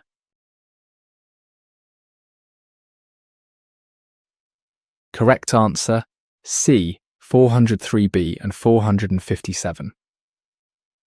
Explanation. Option C is correct because a 403B plan is specifically designated for employees of non-profit organisations, while a 457 plan is specifically designated for government employees, mirroring the 401k structure. Option A is incorrect because both a Roth IRA and traditional IRA are individual retirement accounts that any eligible person can open independently, not employer-sponsored plans tied to specific employment sectors. Option B is incorrect because a pension is a defined benefit plan and an annuity is an insurance income product, and neither one is the employer-sponsored defined contribution plan, equivalent of a 401k. Option D is incorrect because a SEP IRA and KEO plan are both retirement plans specifically designed for self-employed individuals and small business owners, not for non-profit or government sector employees. A teacher at a non-profit school and a government employee both want retirement plans like a 401k, but each sector has its own designated plan. For non-profit employees, the plan is a 403B. For government employees, it's a 457. These are the sector-specific equivalents of the 401k. A Roth IRA and traditional IRA are individual accounts anyone can open. They're not employer-sponsored. A pension is a defined benefit plan, and an annuity is an insurance product. Neither is the defined contribution equivalent being described. A SEP IRA and KEO plan are designed for self-employed individuals, not non-profit or government workers. The mapping is straightforward. 401k for for-profit, 403B for non-profit, 457 for government. Here's a WGU D363 OA exam tip for you. Non-profit equals 403B, government equals 457. The exam will test these pairings directly. Quick recall hook. 403B equals sign books and teaching. 457 equals sign government badges. 33. An employee has worked at her company for 2 years and is considering leaving for a new job. Her employer uses cliff vesting for retirement plan contributions. Under this schedule, she currently has 0% ownership of her employer's contributions. How does cliff vesting determine when she gains full ownership? A. Full ownership after a set date. B. Gradual ownership each year. C. Immediate ownership from day one. D. Ownership based on performance reviews. Can you guess the answer?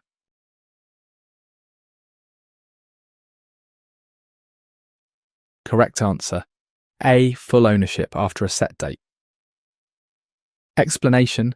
Option A is correct because cliff vesting provides 0 ownership of employer contributions until a specific employment milestone date is reached, at which point the employee receives full 100% ownership. Option B is incorrect because gradual ownership increasing each year describes graded vesting, where employees earn increasing percentages of employer contributions over time, not the all-or-nothing structure of cliff vesting. Option C is incorrect because immediate ownership from the start means no vesting schedule exists at all, which contradicts the fundamental concept of cliff vesting that requires meeting a specific employment period. Option D is incorrect because vesting schedules are based on length of employment service rather than individual performance reviews, and no standard retirement plan ties vesting to employee performance evaluations. This employee has worked at her company for 2 years and is thinking about leaving. Her employer uses cliff vesting. Right now, she owns 0% of the employer's contributions. Cliff vesting is an all-or-nothing deal. You get nothing until you hit a specific date, usually 3 years for employer matching contributions. And then you get 100% at once. It's like a cliff. You're at 0, then suddenly you're at the top. Graded vesting is different. That gives you increasing ownership each year, like 20% after year 2, 40% after year 3, and so on. Immediate ownership means no vesting at all. You own everything from day one. And vesting based on performance reviews isn't a real thing in standard retirement plans. Here's a WGU D363 OA exam tip for you. 0% until a set date, then 100% all at once. That's cliff vesting. Quick recall hook. Cliff equals sign all or nothing. You jump from 0 to full. 34. A worker is comparing 2 individual retirement account types. One allows tax-deductible contributions now, but taxes withdrawals later, while the other uses after-tax contributions now but allows completely tax-free withdrawals in retirement. Which pair correctly matches these 2 distinct tax treatment structures? A. Annuity and pension. B. Traditional IRA and Roth IRA. C. 401k and 403b. D. SEP IRA and solo 401k. What do you think is the answer?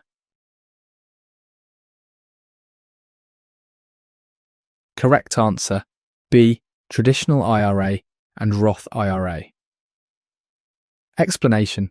Option B is correct because a traditional IRA offers tax-deductible contributions with taxable withdrawals later, while a Roth IRA uses after-tax contributions and provides completely tax-free withdrawals in retirement. Option A is incorrect because an annuity is an insurance income product and a pension is an employer-managed defined benefit plan, and neither pair represents the individual retirement account tax structures being described. Option C is incorrect because both a 401k and a 403b are employer-sponsored defined contribution plans with similar pre-tax contribution structures, not the individual accounts with opposing tax treatments described here.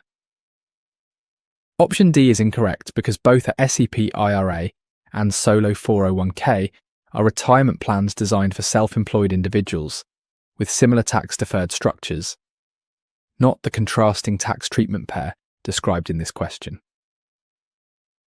2 types of individual retirement accounts, 2 opposite tax treatments. A traditional IRA gives you a tax deduction now. Your contributions lower your taxable income today, but when you withdraw in retirement, you pay taxes on everything. A Roth IRA works in reverse. You contribute with after-tax dollars, meaning no tax break today. But when you withdraw in retirement, it's completely tax-free. An annuity and a pension don't describe individual accounts with opposing tax treatments. A 401k and 403b are both employer-sponsored plans with similar pre-tax structures. A SEP IRA and solo 401k are both for self-employed people with similar tax-deferred structures. Only traditional IRA and Roth IRA match the exact description of opposing tax timing. Here's a WGU D363 OA exam tip for you. Tax break now but taxed later equals traditional IRA. No tax break now but tax-free later equals Roth IRA. Quick recall hook. Traditional =sign tax break today. Roth =sign reward later. 35. A person withdraws money from their retirement account before reaching age 59.5. They will face multiple financial consequences, including a penalty from the government, income taxes on the withdrawn amount, and a significant loss of future compound growth. What is the standard penalty percentage? A. 5%, B. 20%, C. 15%, D. 10%. Do you know the answer?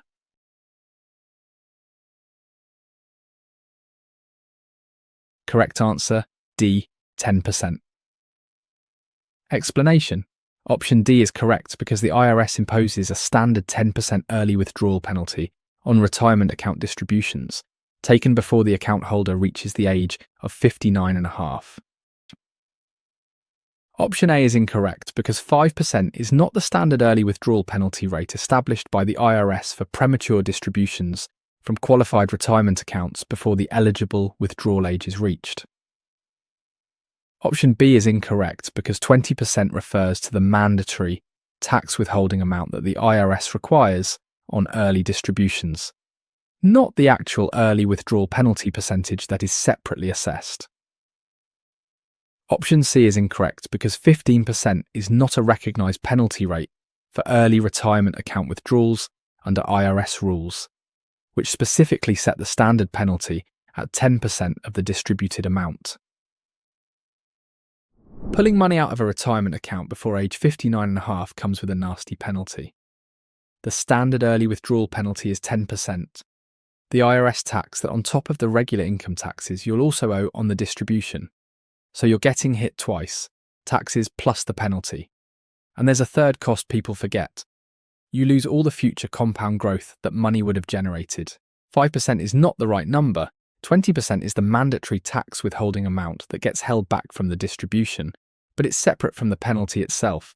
15% isn't a recognised penalty rate anywhere in the IRS code. The penalty is 10%, period. Here's a WGU D363 OA exam tip for you. Early withdrawal before 59.5 equals a 10% penalty. Quick recall hook, 59.5 is the finish line. Cross early, pay 10%. 36. A person wants to ensure their assets are distributed according to their wishes after death, including appointing someone to manage the process and naming a guardian for their minor children.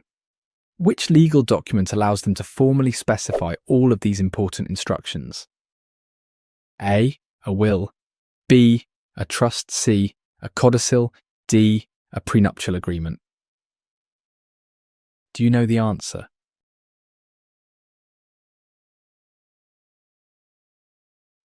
Correct answer, A, a will. Explanation. Option A is correct because a will is a legal document where a person specifies exactly how their assets should be distributed after death, appoints an executor, and names a guardian for minor children. Option B is incorrect because a trust is a legal arrangement administered by a trustee to control and manage assets, but it does not directly appoint a guardian for minor children, like a will does. Option C is incorrect because a codicil is specifically a legal amendment used to make minor changes to an existing will, not a standalone document for originally specifying asset distribution and guardian appointments. Option D is incorrect because a prenuptial agreement is a legal document that alters the division of marital assets between spouses, not a tool for directing overall asset distribution or appointing guardians after death. A person wants to make sure their assets go where they want after death, name someone to manage the process, and appoint a guardian for their kids. The document that does all three is a will. A will is the foundational legal document for estate planning. It spells out exactly who gets what, designates an executor to handle the administration, and, critically, names a guardian for minor children. A trust manages assets through a trustee, but it can't appoint a guardian for children. A codicil is just an amendment to an existing will. It changes something. It doesn't stand alone. A prenuptial agreement deals with how marital assets are divided between spouses. Here's a WGU D363 OA exam tip for you. Asset distribution plus executor appointment plus guardian for children equals a will. The guardian piece is the giveaway. Only a will does that. Quick recall hook. Will equal sign wishes in legal language. 37. After a person passes away, their estate enters a court-supervised process where creditors can present claims, and a judge oversees the distribution of remaining assets to rightful beneficiaries. The family wants to understand this legal process. Which term describes this court proceeding? A. Intestate succession. B. Trust administration. C. Probate. D. power of attorney. Can you guess the answer?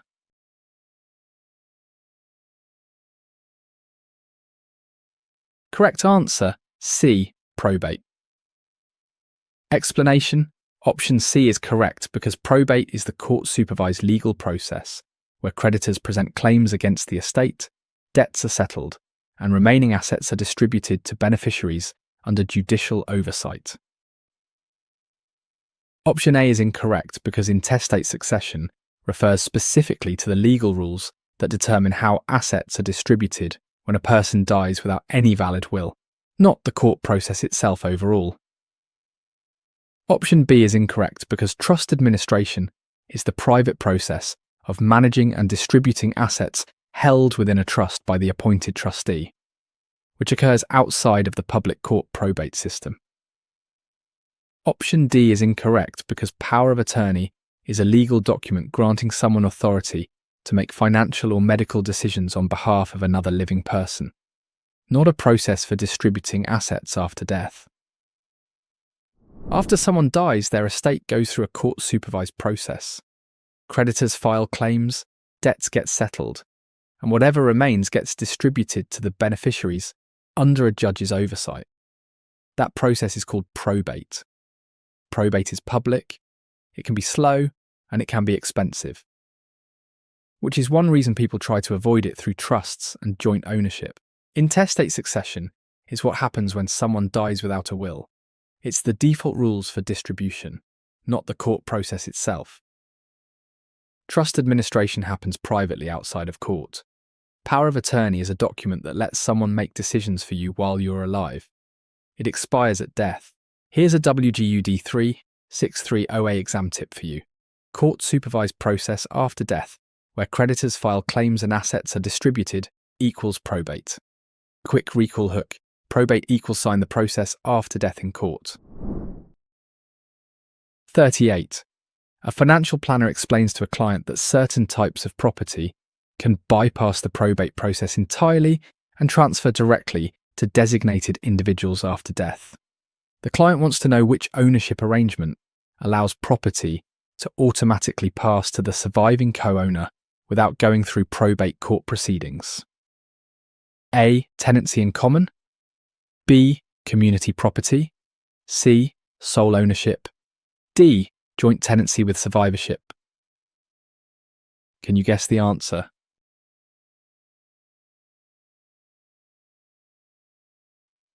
Correct answer, D. Joint tenancy with survivorship. Explanation. Option D is correct because joint tenancy with right of survivorship automatically transfers the deceased owner's share to the surviving joint owner, completely bypassing the probate court process for that property. Option A is incorrect because tenancy in common means each owner's share passes to their own designated heirs upon death rather than automatically transferring to the surviving co-owner, so it enters probate. Option B is incorrect because community property refers to spousal ownership rights in certain states where marital assets are shared equally, but it does not automatically bypass probate like joint tenancy does. Option C is incorrect because sole ownership means one person owns the property entirely alone, and upon their death the property must go through the probate process unless other arrangements have been made. Some property can skip probate entirely and pass directly to a surviving owner. The ownership type that makes this possible is joint tenancy with right of survivorship. When one owner dies, their share automatically transfers to the surviving owner. No court, no waiting, no probate. Tenancy in common is different. Each owner's share goes to their own heirs when they die, which means it does go through probate. Community property is a spousal ownership concept in certain states, but it doesn't automatically bypass probate. Sole ownership is just one person owning everything, and when they die, that property must go through probate unless other arrangements exist. The survivorship part is the key. It means the survivor gets it automatically. Here's a WGU D363 OA exam tip for you. Property that bypasses probate and goes directly to a surviving co-owner equals joint tenancy with right of survivorship. Quick recall hook. Joint tenancy with survivorship equals sign survivor gets it, skips probate. 39. A wealthy individual wants to set up a legal arrangement to manage their assets, but they want the flexibility to change or cancel it at any time during their lifetime. After their death, the arrangement would become permanent. Which type of trust provides this specific combination of lifetime flexibility? A. Irrevocable trust. B. Revocable living trust. C. Testamentary trust. D. Charitable remainder trust. Do you know the answer?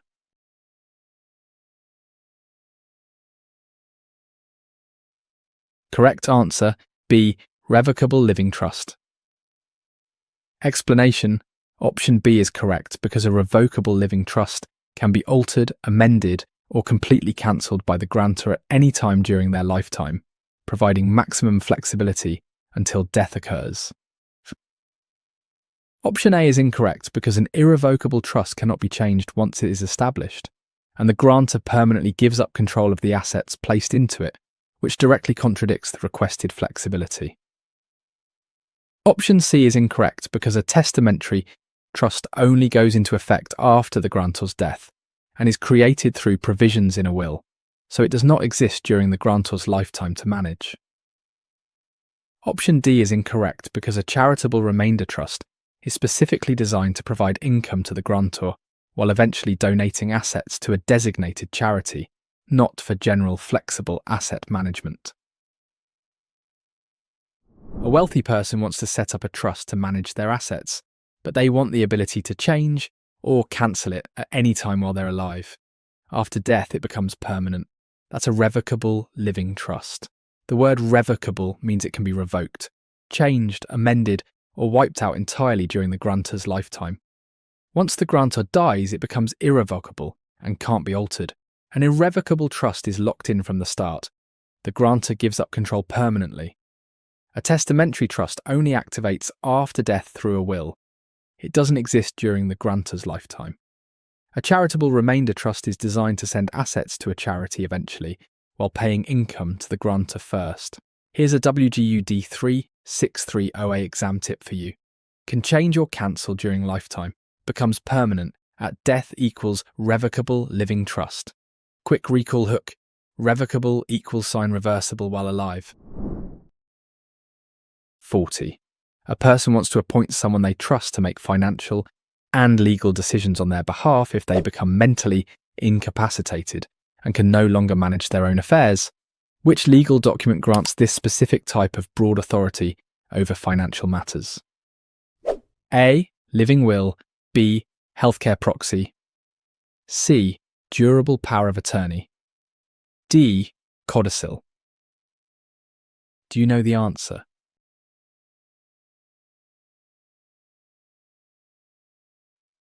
Correct answer, C.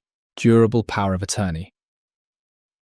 Explanation: option C is correct because a durable power of attorney specifically grants a designated person broad legal authority to make financial and legal decisions on behalf of someone who becomes mentally incapacitated. Option A is incorrect because a living will is an advance directive that specifies end-of-life medical treatment preferences, such as do not resuscitate orders, and it is not a document granting financial decision-making authority.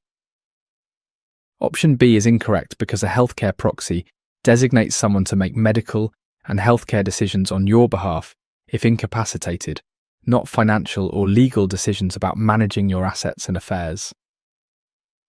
Option D is incorrect because a codicil is a legal amendment for making minor changes to an existing will, and it does not grant anyone authority to make financial decisions on behalf of another person. A person wants to appoint someone to handle their financial and legal affairs if they become mentally incapacitated. The document that grants this authority is a durable power of attorney. The word durable is what matters here. A regular power of attorney expires when you become incapacitated. A durable power of attorney specifically survives that incapacity, which is the entire point. It stays active even when you can no longer make decisions for yourself. A living will is an advance directive about end-of-life medical treatment, things like do not resuscitate orders. It doesn't grant anyone financial authority. A healthcare proxy designates someone to make medical decisions, not financial ones. A codicil is an amendment to a will and has nothing to do with granting decision-making power to another person. Here's a WGU D363 OA exam tip for you. Financial decisions on someone's behalf during incapacity equals durable power of attorney.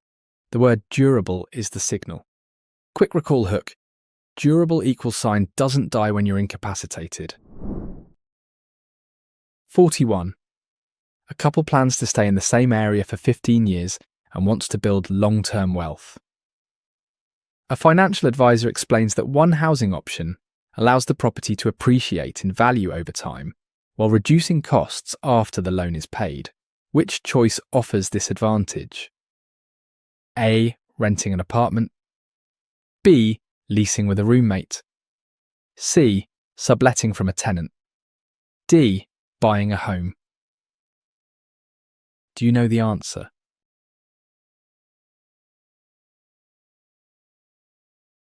Correct answer, D. Buying a home. Explanation: option D is correct because buying a home allows the owner to benefit from property appreciation over time, and after the mortgage is paid off, ongoing costs are limited to taxes and insurance. Option A is incorrect because renting an apartment provides no ownership stake in the property, meaning the renter cannot benefit from any appreciation in the property's value over time, regardless of duration. Option B is incorrect because leasing with a roommate is still a rental arrangement that provides no ownership interest in the property, so neither party benefits from any long-term appreciation in property value. Option C is incorrect because subletting from a tenant means renting from someone who is already renting, which provides absolutely no ownership stake or opportunity for building wealth through property appreciation. This question is about the wealth-building advantage of home ownership. A couple plans to stay in the same area for 15 years and wants to grow their net worth. Buying a home is the answer. When you own property, two things work in your favour over time. First, the property can appreciate, meaning its value goes up. Second, once the mortgage is paid off, your monthly housing costs drop to just property taxes and insurance. You're building equity instead of paying someone else's mortgage. Renting an apartment gives you a place to live, but zero ownership stake.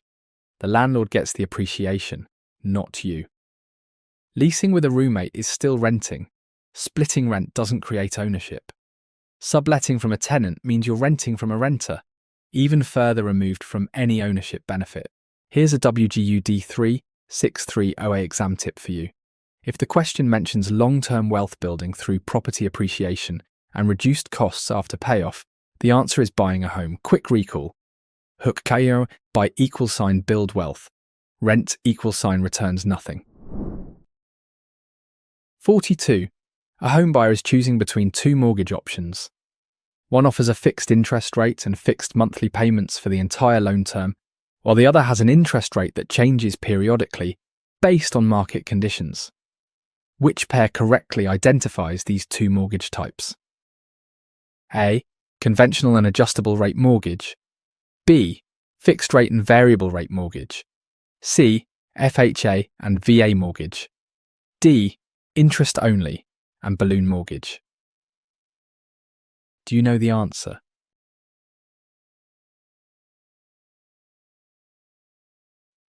Correct answer. A. Conventional and adjustable rate mortgage. Explanation: option A is correct, because a conventional mortgage offers a fixed rate with fixed payments throughout the entire loan term, while an adjustable rate mortgage has a variable interest rate that changes with market conditions. Option B is incorrect because while the descriptions match fixed rate and variable rate concepts, the standard industry terminology used in personal finance for these products is conventional mortgage and adjustable rate mortgage specifically. Option C is incorrect because FHA and VA mortgages are government-backed loan programs designed for specific borrower groups, not terms that describe the distinction between fixed and variable interest rate structures. Option D is incorrect because interest-only and balloon mortgages are specialised loan structures where borrowers pay only interest initially or face a large final payment, not the standard fixed versus variable comparison. A home buyer is comparing two mortgage types. One has a fixed interest rate and fixed payments for the entire loan. The other has a rate that changes based on market conditions. In personal finance terminology, these are a conventional mortgage and an adjustable rate mortgage. A conventional mortgage locks in your rate. Your payment stays the same from month one to the final payment. An adjustable rate mortgage, or ARM, starts with a rate that can move up or down as market interest rates shift. Fixed rate and variable rate mortgage sounds like it should be right, but the standard industry terms used on the exam are conventional and adjustable rate. FHA and VA mortgages are government-backed loan programs for specific groups, first-time buyers, veterans, not descriptions of rate structures. Interest-only and balloon mortgages are specialised payment structures, not the standard fixed versus variable comparison. Here's a WGU D363 OA exam tip for you. Fixed rate with fixed payments equals conventional mortgage. Rate changes with the market equals adjustable rate mortgage. The exam uses these specific terms. Quick recall hook. Conventional =, consistent payments. ARM =, adjusts with the market. 43. A new homeowner reviews their monthly mortgage statement and notices the payment includes 4 separate components. These components cover the loan balance reduction, interest charges, property taxes, and homeowners insurance all bundled together. Which well-known abbreviation represents these 4 components? A. FDIC, B. FICO, C. PT, D. FEMA. Can you guess the answer?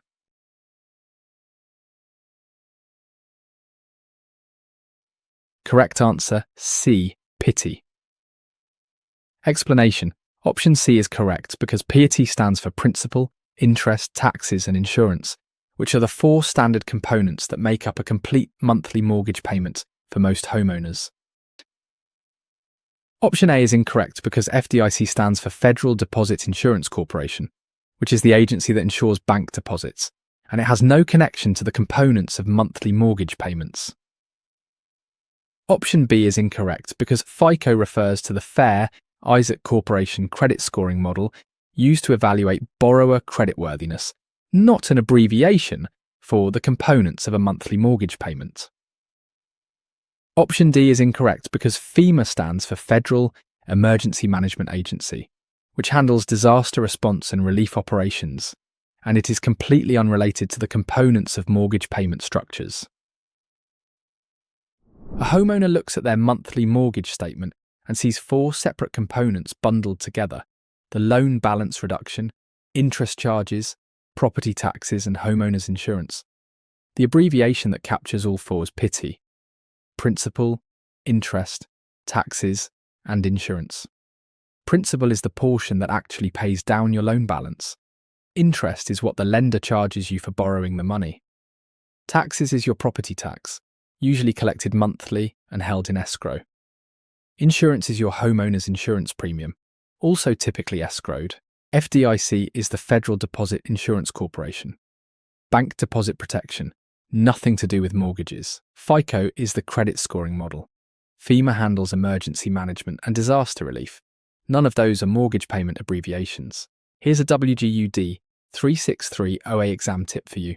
4 components of a mortgage payment: principal, interest, taxes, insurance. Spell PITI. Quick recall hook. PITI =, paying it totally, including everything. 44. A home buyer makes a down payment that is less than the standard required amount. The lender requires additional insurance to protect against default risk. This coverage ensures the gap between the actual down payment and the required amount. What is this type of insurance called? A. Homeowners insurance. B. Private mortgage insurance. C. Title insurance. D. Flood insurance. Can you guess the answer?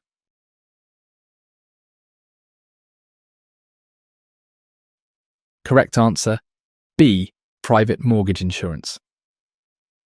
Explanation: option B is correct because private mortgage insurance protects the lender when a buyer's down payment is less than the required amount, covering the gap between the actual and required down payment. Option A is incorrect because homeowner's insurance protects the property owner against damage or loss to the home and personal property from covered perils, not against the risk of borrower default on the loan. Option C is incorrect because title insurance protects the buyer and lender against claims or disputes over legal ownership of the property, not against the financial risk of a small down payment and default. Option D is incorrect because flood insurance specifically covers property damage caused by flooding events and is offered through the National Flood Insurance Programme, having no connection to down payment requirements.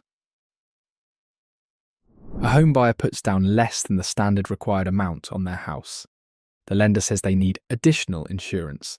This insurance protects the lender against the risk of default, specifically covering the gap between what the buyer actually put down and what was required.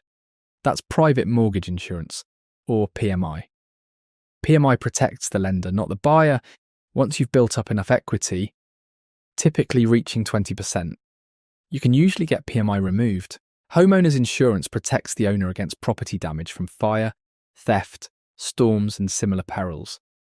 Title insurance protects against legal disputes over who actually owns the property. Flood insurance covers flood damage through the National Flood Insurance Programme. None of those have anything to do with down payment shortfalls. Here's a WGU D363 OA exam tip for you.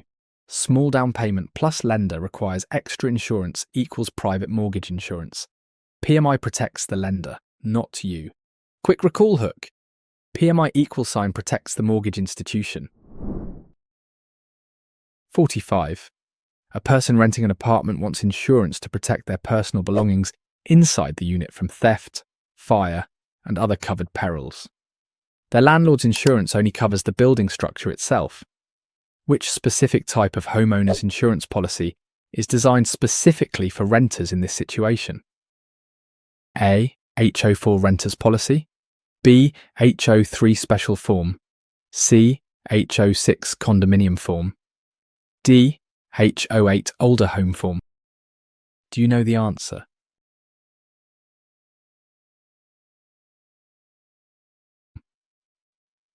Correct answer, A. HO4 renters policy. Explanation. Option A is correct because an HO4 renters policy is specifically designed to protect a renter's personal property and provide liability coverage, since the landlord's policy covers only the building structure. Option B is incorrect because an HO3 special form is the most common homeowner's policy purchased by property owners, providing all risk protection on the dwelling and listed perils on personal property inside.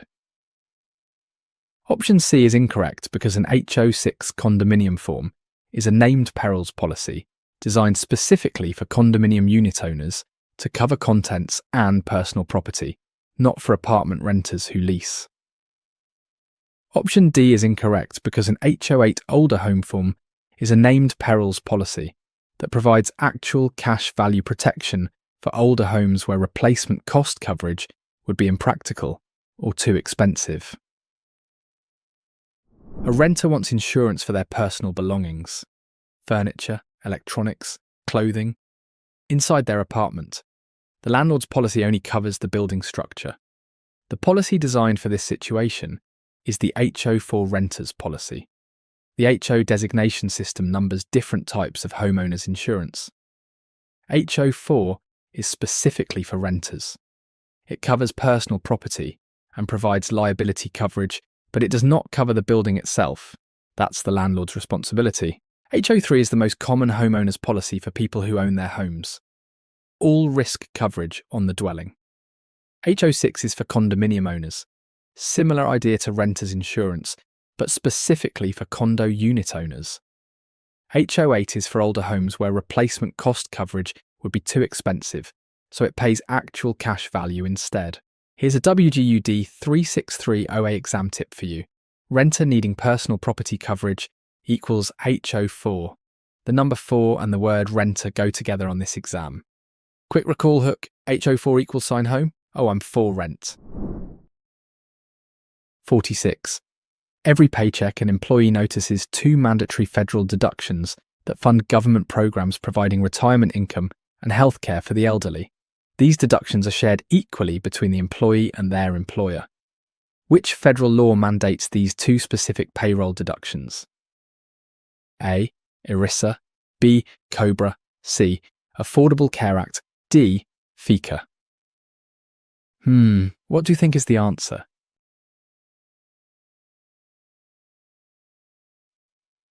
Correct answer, D. FICA. Explanation: option D is correct because FICA, the Federal Insurance Contributions Act, mandates payroll deductions for both Social Security and Medicare, with contributions split equally between the employee and their employer. Option A is incorrect because ERISA, the Employee Retirement Income Security Act, regulates employer-sponsored retirement plans and their management, but does not mandate the specific payroll deductions for Social Security taxes. Option B is incorrect because COBRA allows employees to continue their employer-sponsored health insurance coverage after leaving a job, and it has no connection to mandatory payroll deductions for retirement programs. Option C is incorrect because the Affordable Care Act focuses on expanding health insurance access and reforming the healthcare marketplace, not on mandating the specific payroll tax deductions for Social Security and Medicare. Every paycheck, 2 mandatory federal deductions show up. One funds Social Security, the other funds Medicare. The cost is split equally between you and your employer. The law that requires these deductions is FICA, the Federal Insurance Contributions Act. FICA is the legal mandate behind both payroll taxes. Your employer withholds your half and matches it with their own contribution. ERISA is the Employee Retirement Income Security Act. It regulates employer-sponsored retirement plans, not payroll tax deductions. COBRA lets you keep your health insurance after leaving a job, nothing to do with Social Security or Medicare taxes. The Affordable Care Act expanded health insurance access and reformed the marketplace. Also not about payroll tax mandates. Here's a WGU D363 OA exam tip for you. Social Security plus Medicare payroll deductions, split between employee and employer, equals FICA. Quick recall hook. FICA equals sign funds. I contribute automatically from every paycheck. 47. A worker wants to qualify for full Social Security retirement benefits and needs to understand the credit system. Credits are earned based on quarterly earnings throughout a career. To achieve fully insured status and receive maximum eligibility for all Social Security benefits, how many total credits must a worker earn? A. 6 credits. B. 20 credits. C. 40 credits. D. 60 credits. What do you think is the answer? Correct answer, C. 40 credits. Explanation: option C is correct because a worker must earn 40 credits, which equals approximately 10 years of qualifying work and paying into the system to achieve fully insured status for Social Security benefits. Option A is incorrect because 6 credits within the last 3 years qualifies a worker only for currently insured status, which provides very limited benefits like Social Security disability, not full retirement benefits. Option B is incorrect because 20 credits is not a recognised milestone in the Social Security credit system, and it does not correspond to any specific insured status or eligibility level for retirement benefits. Option D is incorrect because 60 credits exceeds the maximum required amount for full Social Security eligibility, since only 40 credits are needed to achieve fully insured status with maximum benefit eligibility. To get full Social Security retirement benefits, a worker needs to earn 40 credits. You can earn up to 4 credits per year, so 40 credits equals roughly 10 years of qualifying work. Once you hit 40, you're considered fully insured. That's the maximum eligibility level for all Social Security benefits, 6 credits within the last 3 years qualifies someone for currently insured status only, which gives limited benefits like disability. 20 credits isn't a recognised milestone in the system. It doesn't correspond to any specific status. 60 credits exceeds what's needed. The system caps at 40 for full eligibility. You can't be more than fully insured. Here's a D363 OA exam tip for you. Fully insured status for Social Security requires 40 credits, which takes about 10 years. Quick recall hook. 40 credits equals fully insured. 4 per year, 10 years. 48. A person approaching age 65 is learning about Medicare coverage options. They discover that Medicare is divided into multiple parts, each covering different types of medical services. Which specific part of Medicare covers hospital stays and inpatient care services for eligible beneficiaries? A. Medicare Part A, B. Medicare Part B, C. Medicare Part C, D. Medicare Part D. What do you think is the answer? Correct answer, A. Medicare Part A. Explanation. Option A is correct because Medicare Part A specifically provides coverage for hospital stays, inpatient care services, and related facility costs for eligible beneficiaries who meet the age or disability requirements. Option B is incorrect because Medicare Part B covers medical services such as physician fees, outpatient care, and preventive services, not hospital inpatient stays which are specifically covered under Part A. Option C is incorrect because Medicare Part C, also known as Medicare Advantage, is an alternative plan offered by private insurers that bundles Parts A and B together, rather than covering a single service type. Option D is incorrect because Medicare Part D specifically provides prescription drug coverage to help beneficiaries pay for their medications, and it does not cover hospital stays or inpatient care services directly.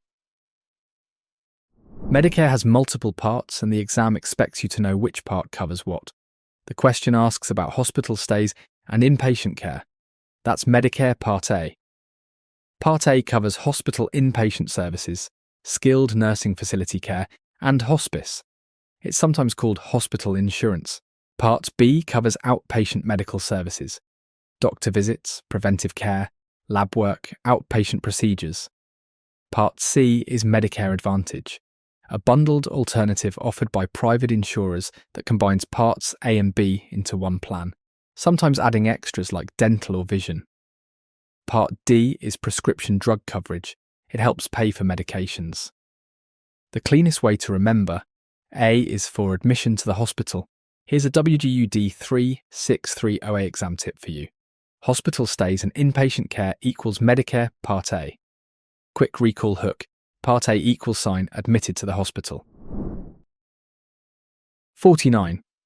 A 73-year-old person never worked enough years to earn 40 Social Security credits, but still wants some form of government retirement assistance. There is a special classification for individuals over 72 who did not accumulate enough credits for full benefits. Which insured status category applies to this person? A. Fully insured. B. Transitionally insured. C. Currently insured. D. Not insured. Do you know the answer?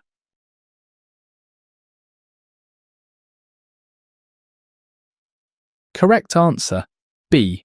Transitionally insured. Explanation.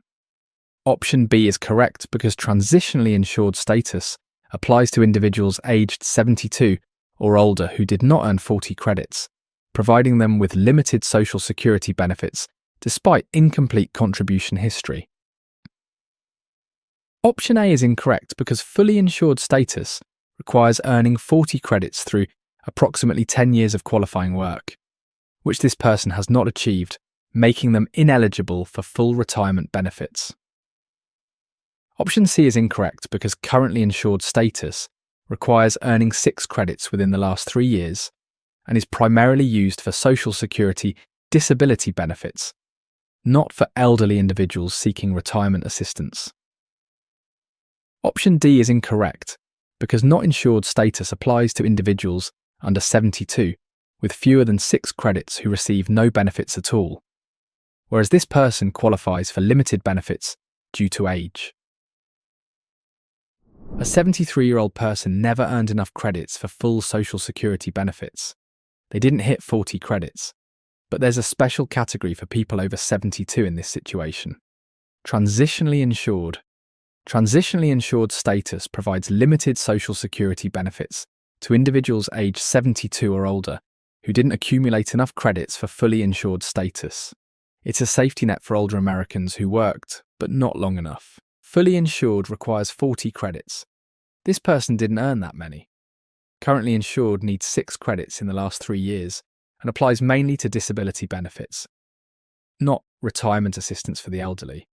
Not insured applies to people under 72 with fewer than 6 credits who get nothing at all.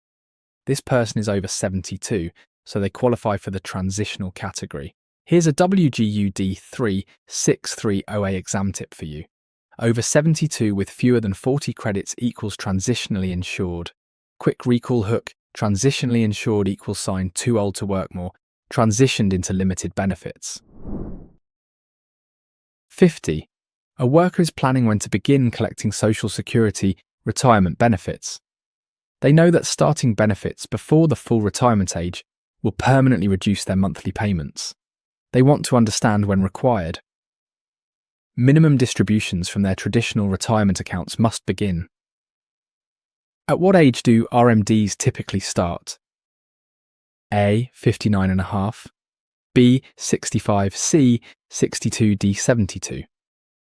Can you guess the answer?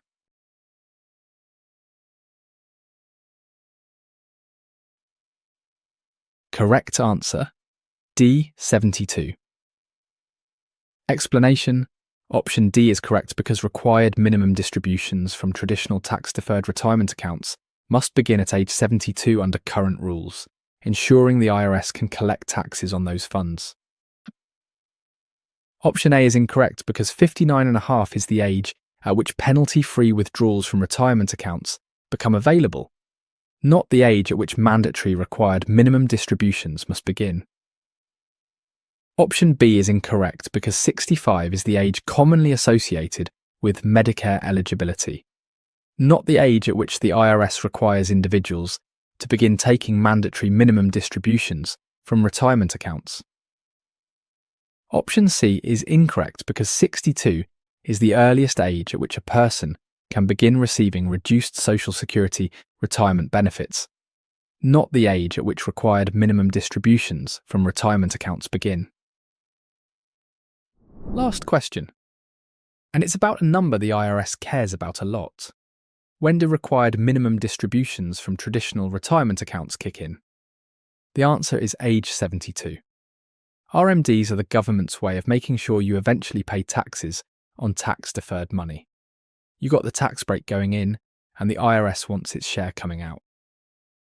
At 72, you must start withdrawing a minimum amount each year whether you need the money or not. 59.5 is when penalty-free withdrawals become available. That's the early access age, not the mandatory distribution age. 65 is when Medicare eligibility starts. 62 is the earliest age for reduced Social Security benefits. Each age has its own purpose, and the exam tests all of them. Here's a WGU D363 OA exam tip for you. Required minimum distributions start at 72. Know all the key retirement ages: 59.5 for penalty-free access, 62 for early Social Security, 65 for Medicare, 72 for RMDs. Quick recall hook. 72 equals sign RMDs required must distribute. You have reached the end of our first question set. For the free complete exam preparation, visit our website, link in the description, where you find thousands more practice questions and comprehensive study guides. Thanks for studying with us today. See you in the next video.